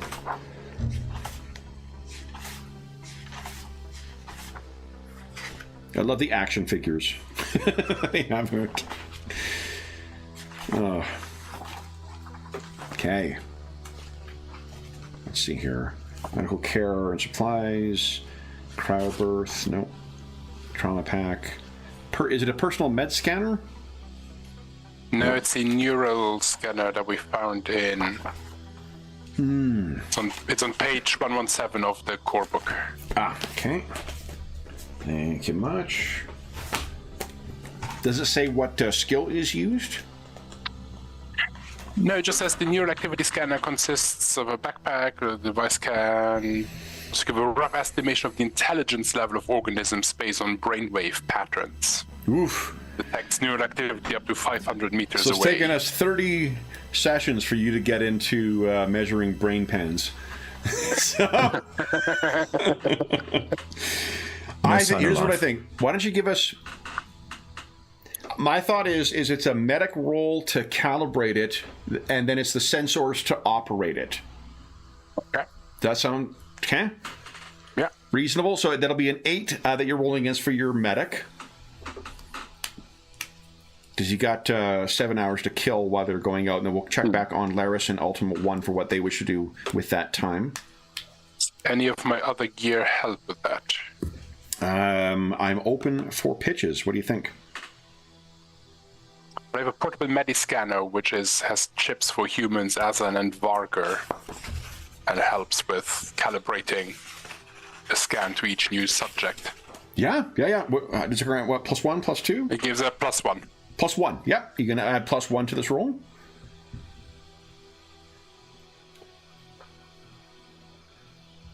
Holy smokes.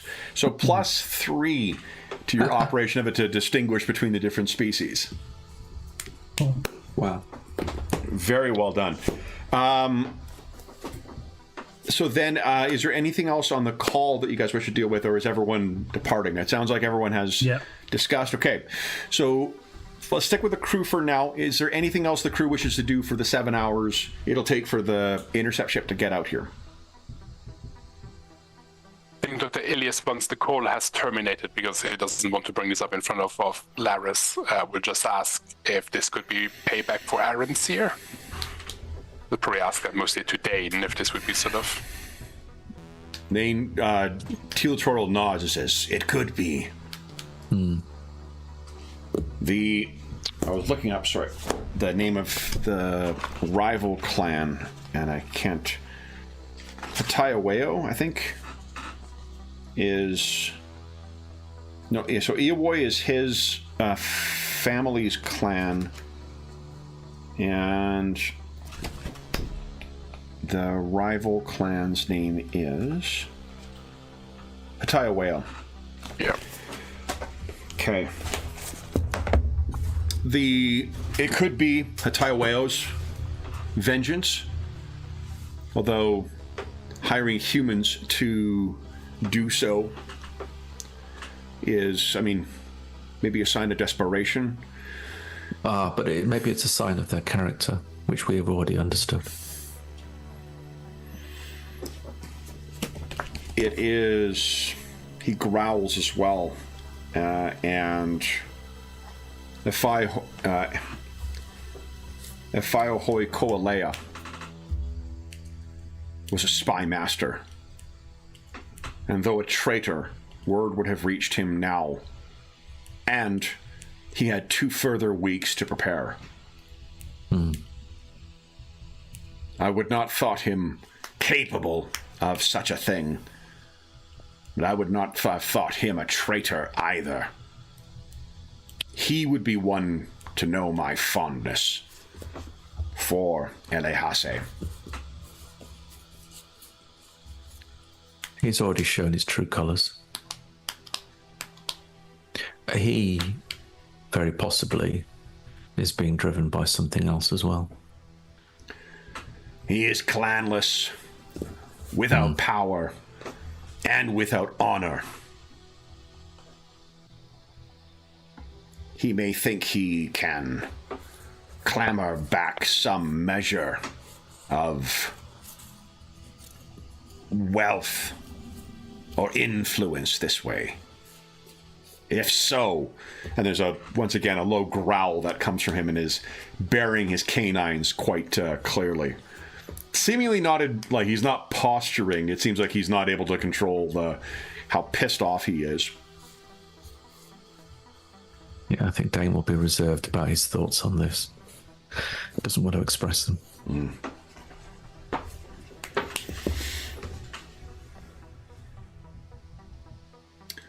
Anchor, Captain Gani, Dane, anything you guys wish to do? No. I'm going to pace around. Doctor- I'll be instructing Go ahead, Captain.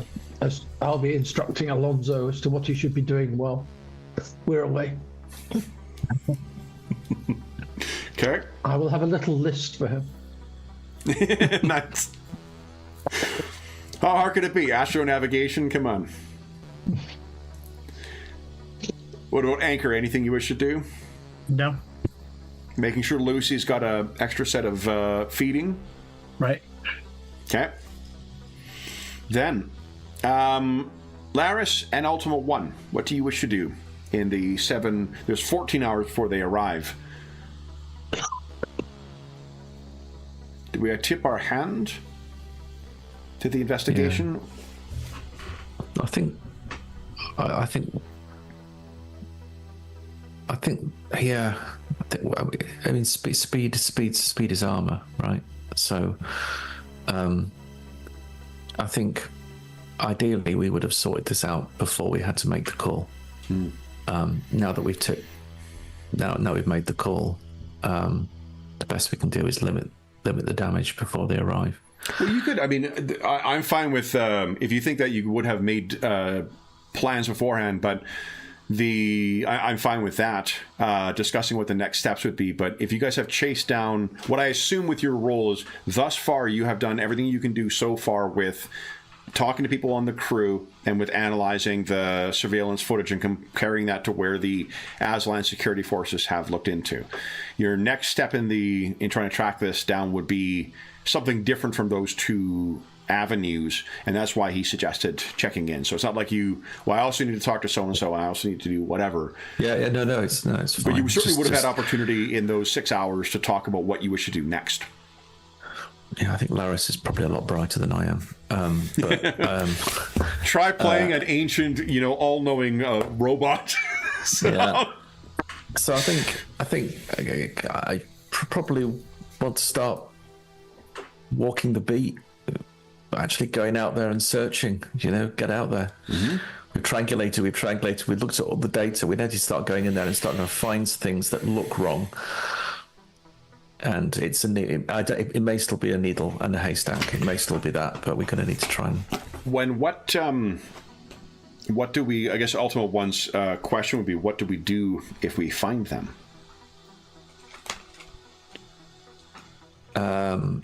Then we will assess the situation, and we will not jeopardize Alahasi. So either if we think that the situation requires an immediate intervention, then we will do that. If we think we can wait for the consummate skills and expertise of this crew, then we will do that. Okay. And we will assess it when we get there. It may need to be a very quick assessment. Ultima One can be extraordinarily stealthy when need be. Not only does he have a huge stealth score, he also has active camouflage. How is Laris at being inconspicuous? Not very well, really. However, he does have stealth. Okay. So he knows how a white blonde, 2 meter high, languid space elf should be when it comes to being a little bit stealthy. Okay. So he knows his way around getting out of places. He's had to do that. Excellent. Then, I mean, they have fake mustaches in Darien Space too. So. Yeah, he's got streetwise as well. So he literally does know the neighborhoods pretty well. I mean, he's got it at 0, but he's got some. No, so that's an interesting point, though. So right now, you've used the first 6 hours was for investigating where they may be located, who's seen what, whatnot. We've had computers. We've had investigate. Yeah. So streetwise, like, is there something else that you think you may be able to do with that? Just perhaps my knowledge of the history of the areas where people would find it easiest to sequester themselves, something that's low profile, something where perhaps the activity of the area is consummate with perhaps people turning the other way a little bit, looking the other way. Ultima One would...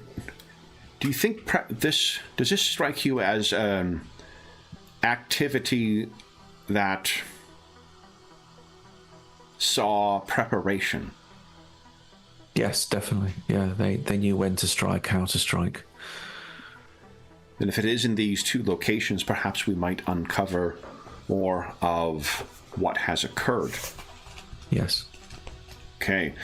So, why don't... Let's see here. I'm just going to check the streetwise thing here.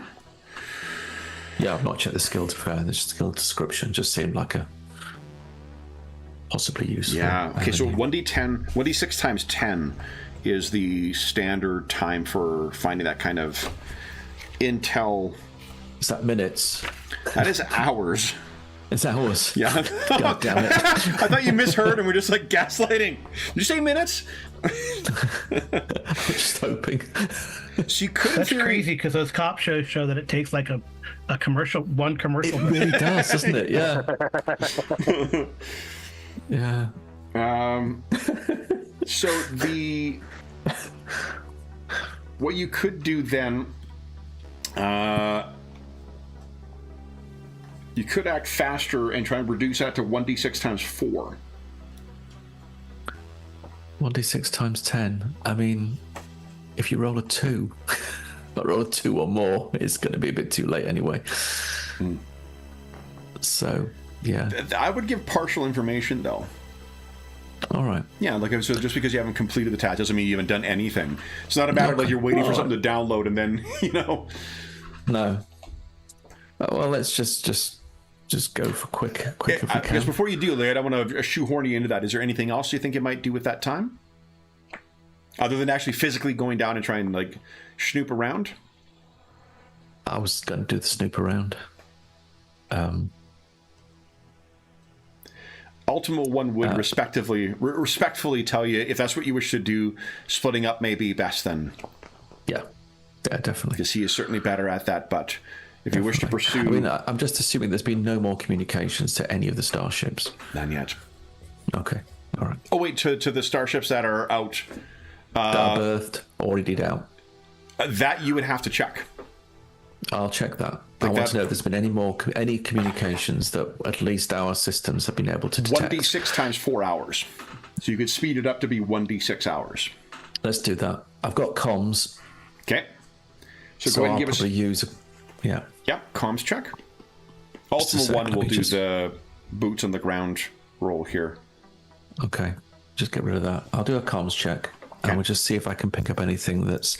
If they've been communicating in any sort of way that we're able to pick up. Let's just see what we get. Sure. Oh, my dice rolls. That's with a +3. So you would only need 1 to make that a let's do it. better success. The more you get, the more... All right. Well, if we just go for the 1, we might need it when we catch them. What's the time like? Okay. So there is communication out to the 2 ships that have been sidelined. Oh, really? Mm-hmm. Fascinating. And has been within the last 8 hours. It's unlikely we'll be able to... Give us a 1d6 roll too, please. Okay, yeah. It's unlikely we'll be able to intercept the content, but if we can try and triangulate the source, that would be fantastic. Look at that. That's only 1 hour out from the vessel arriving at the Rift Wanderer. So you have been able to, after sifting through the data in the various logs and whatnot, you're able to uncover that, someone from here has been communicating with the ship. Okay. Well, in which case we need to check the location, try and understand the situation now. Exact same test, exact same potential length of time. Why don't Captain Ganny give us a 2d6 roll, please?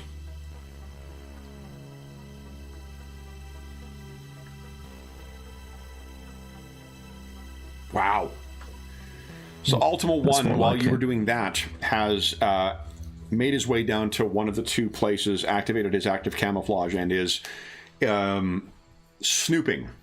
Would you give us a 1d6 roll as well, Captain?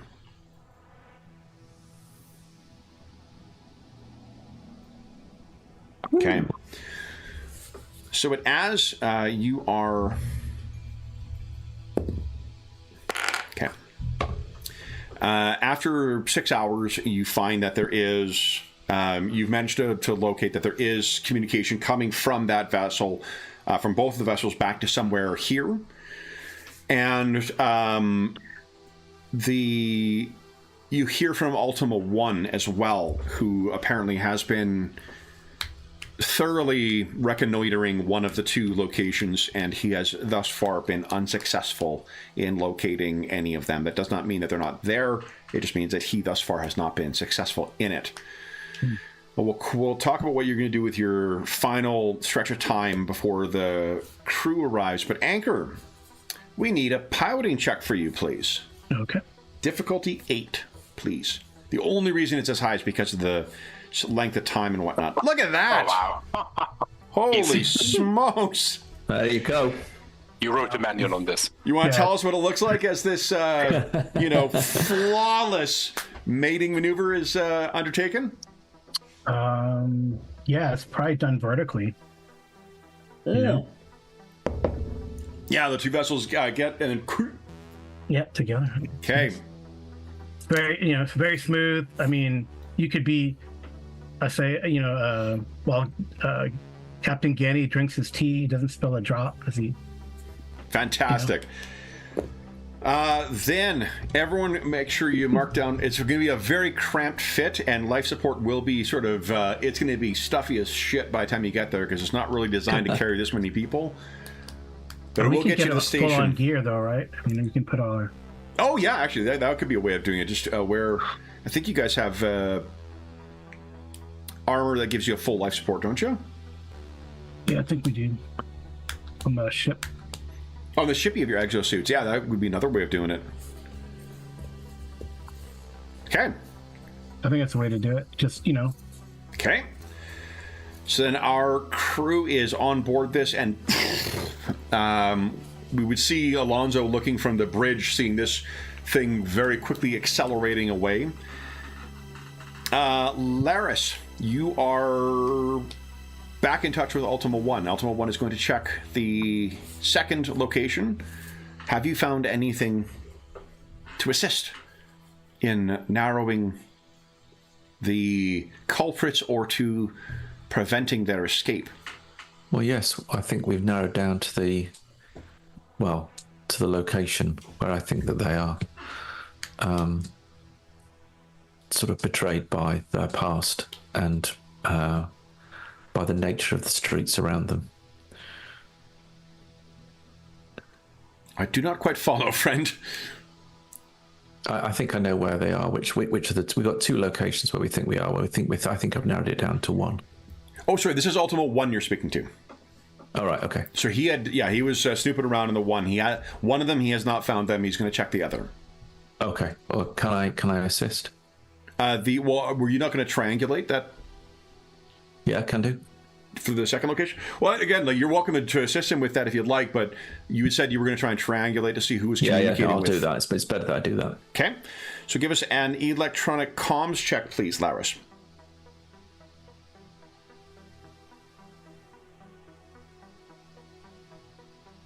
Nice. Okay. And give us a 1d6 roll, please. Sure. It's always 6. So you will be able to narrow this down to one vessel on board. What I can tell you... Oh, and Captain Gani, would you give us a 2d6 roll once again? Yeah, I'd like to know all I can about the ship. Mm.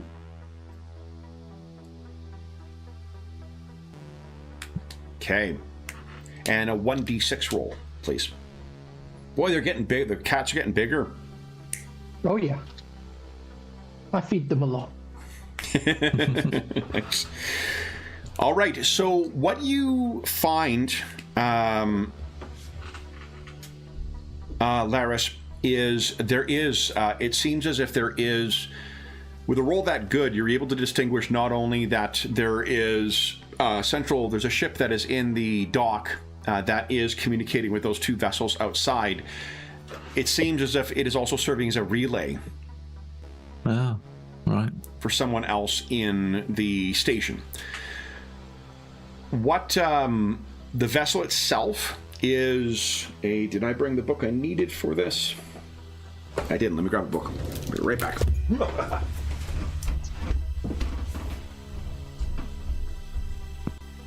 It is considering that there's a vessel out there, though. Yeah. Yeah.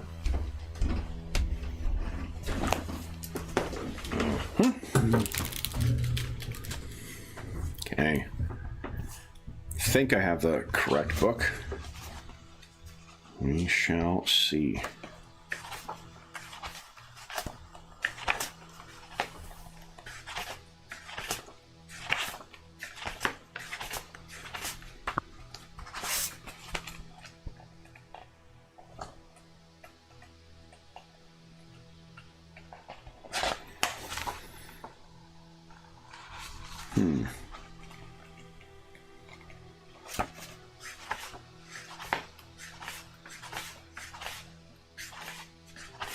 While I am flipping, what's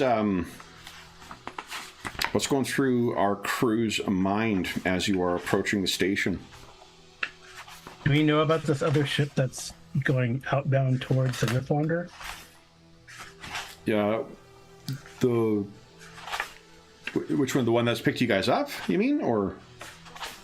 No, the one that Laris has tracked. Yeah. What is it doing? Is it on a pattern that I've given it? My inner Oh yeah, yeah. subconscious- No, it's not. It's not. Forgive me if I gave the impression it was going to intercept. It's the two that are in there. They're in the high orbit that Lars told them. It just seems as if it is coordinating with them. They've made no change to their position. And it's relaying. It's relaying to something else. Exactly. So I think there's something. Would that indicate there's something deeper in the system? There's something. No. It is relaying something, and it's actually on the world. So they are hanging out there, and they seem to be coordinating with some other vessel. Gotta grab one more book. Okay. Sorry. Right. Yeah, I think the other vessel is docked with the world. Right. Yeah. One that they're relaying with. Yeah. Well, that vessel's going nowhere. Well, you can relay that information to Aslan authorities, I'll do that. to Latero's people. Yeah. Police, That vessel's not going to go anywhere. And in fact, that vessel probably needs to be boarded. Although we don't want to tip our hand. Yeah. Like coordinate so that when we hit, Yeah. when we get there, or we hit the place where the woman is, the Aslan is, then, those guys don't get away. Yeah. I'm sure there's a few guns or something that could be trained on that ship. Probably.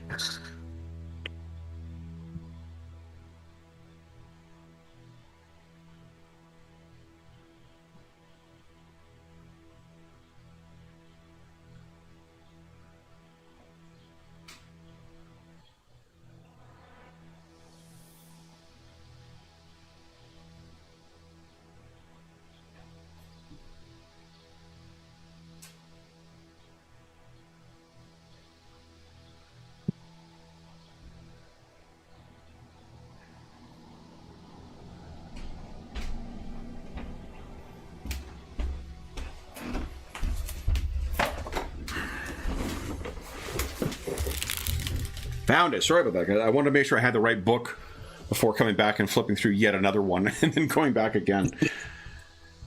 The vessel that is in the starport that seems to be serving as a way of I'm telling them, Anna, of conveying with the other two vessels.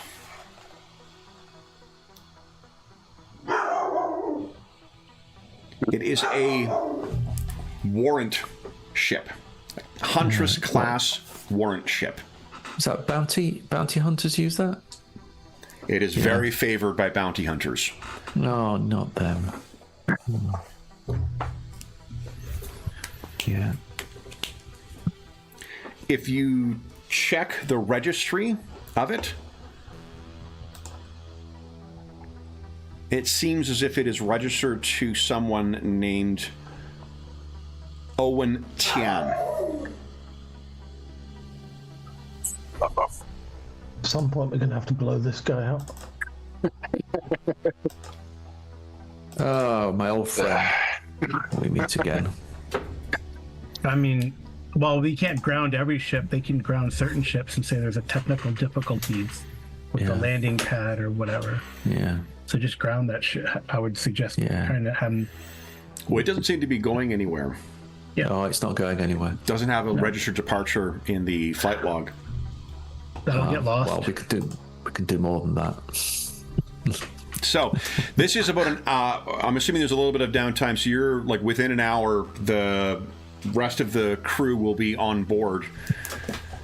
Ultima 1 has found a location that he thinks may be where they are holding her, because there seems to be an awful lot of unimpressive there are some unimpressive human combatants who are there who seem similar to those that they faced, but they're on a guard duty in an area that really there's no reason for anyone to be guarding it. In which case, we'll take what data we can about how they're armed, how they're disposed, where they are, and relay that to the crew. Okay. So remember, you're getting trying not to continuous transmit. updates. Yeah, you're trying not to transmit to them while they're approaching them. Can we do a tight beam link? Yes, yeah, absolutely. We'll do a tight beam link. So you guys get that about maybe 45 minutes before you arrive. You've got full details of what to expect there. Can this vessel land like not in the starport, or is this all in the starport? So it's all like. Well, so you can't. The only other, I think, Laris. The only reason I'm pausing is you could do that, but you'd be circumventing. You'd want to do that so that the Masters of the World do not notice. But you fortunately have all allied people operating the flight control, so there you know that I can arrange that. I can arrange that for you. I can. Yeah. Or maybe there's maybe there's like a. It's just a starport, right? Yeah. So it's a starport. Yeah. Maybe there's a place where we could EVA. Yeah, close to that location. And I think having them sneak on, it's just a matter of you don't want. I'm assuming you don't want anyone to be aware of that. It's basically because the Masters are so. They're so cognizant of people not getting in to any other part of the world that there is surveillance around there quite quickly. So, but it'll be a relatively facile means of doing that. Difficulty, I think, will be an 8. Laris, how do you think you're going to go about doing that? Let's say 6, actually, because of your familiarity with flight control procedures. Yeah, so I will triangulate the best location. I mean, house prices are terrible in that sector anyway, so it'll be fine. There's a lot of waste ground where previously derelict buildings have been basically cleared. So I'm going to find a sort of cleared site that is in high proximity to the target zone, and although it's not designed to be a landing point, a good pilot will be able to come in low and using the sort of grav landing, drop it on a particular point, and I'll send the exact coordinates, and I'll send what I hope to be an optimal flight path to anchor to get that ship really right close to the proximity of the target zone, and in a way that perhaps is as far as it can be with a 200-ton freighter. Remember, they're on the separate ship, right? They're not on the 200-ton freighter. Yeah, we're on like some sort of like a small fighter or intercept ship. Okay, that's great. Well, that really helps. Yeah. Okay. So why don't Laris? I think maybe navigation. Could make it that. Yeah. Make it that. I can. I don't have any skill in that, but you still have some XP left over, right?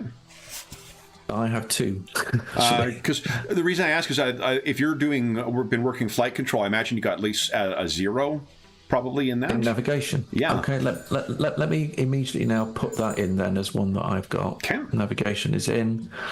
And it's intelligence. Where did it go? Okay. No, I didn't do it. There, did it? Navigation. Intelligence. Make sure it's ticked as train too. It's now ticked as train. I'll sort the XP out in a minute. Mentioned that before. I've done that before. There we go. Navigation. I'll submit. See, here we go. Perfect. All right, and then Anchor. It is an Aslan who has been at the stick on this, but I think you are likely the better pilot for this. Would you like to do the honors? Nice. It's a DC 6. Or so target number 6. We don't blame Kevin for us smashing into the side of the It's a small craft, huh? Small craft, yeah. Ooh, it's one. Wow, small craft. Nice. All right. Only one. So why don't you tell us, guys, what does it look like? And Laris, I imagine you've left flight control. You maybe said a word to Tyala of what's going on, and you'll be meeting up with Ultima One, who is, predator-style, optically camouflaged somewhere to meet up with you. Oh, You yeah, guys leave me some of that. escort up to where the crew is coming in, and there is some, infrequently used airlock that they're able to access. Yeah. What do we see? This will Also- be our final scene of the session. Will be everybody meeting up with one another. So, what does Laris see as the crew comes on board? Are we like jumping as the ship is moving by? And So it has to be like a slow motion walking out of the airlock and full on, Yeah, that's awesome. Weapons Yeah. up to the- Because they're dropped off and then it carries on to go and dock normally. Have we all got the cloth trench coats? Maybe. yeah, they're flapping in the solar wind. No, we don't have. Yeah.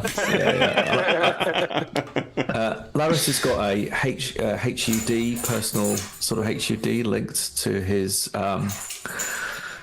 backpack laser pistol. Okay.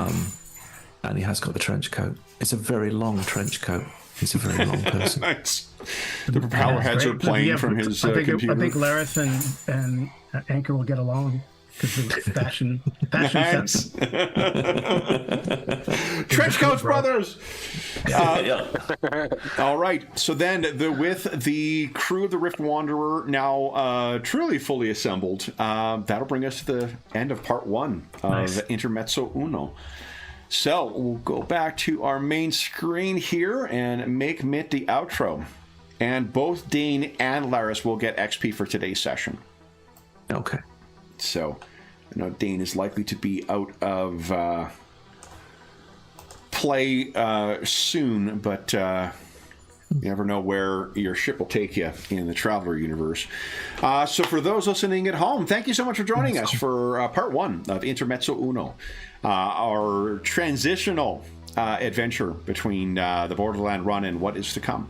As is always the case, if you have any comments, questions, or concerns regarding the session, the campaign, or the game we're playing, please don't hesitate to leave a comment in the comment section down below, and I'll endeavor to reply in a timely fashion. I also thank you very much for all the kind words of our not only our final part of the Borderland Run, but also the character creation session we ran yesterday. I've been forwarding everyone's kind comments onto the players and the crew, so we thank you very much for that. I'm glad to hear that everyone's been enjoying our first season of this campaign. There's also a link down below to the Dungeon Musings Discord server, where all of us are active, and there's a channel there dedicated to the Borderland Run, as well as most of the games that we run on the channel. There's also channels there dedicated to finding a group, to GM discussion in general, to a bunch of other stuff, and there is a really great community over there. You are more than welcome to join us if you'd like. There is also a link down below to our friends at Noble Knight Games. Noble Knight Games is the preeminent unionized retailer of hard-to-find and out-of-print RPGs in North America.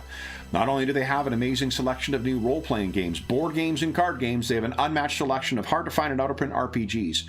If they do not have something in stock in the extensive catalog they have listed, then you can put it on a want list, and they will send you an email when it comes in. And if you make a purchase of $10 or more through their website, be sure to enter the code MuserMashup. It's listed down below in the description. That code will be good until the end of September, and it will make you save 10% on your purchase through their website. There is also a link down below to something called Heroes Save Villages. That is the charity fundraising campaign we run on the channel.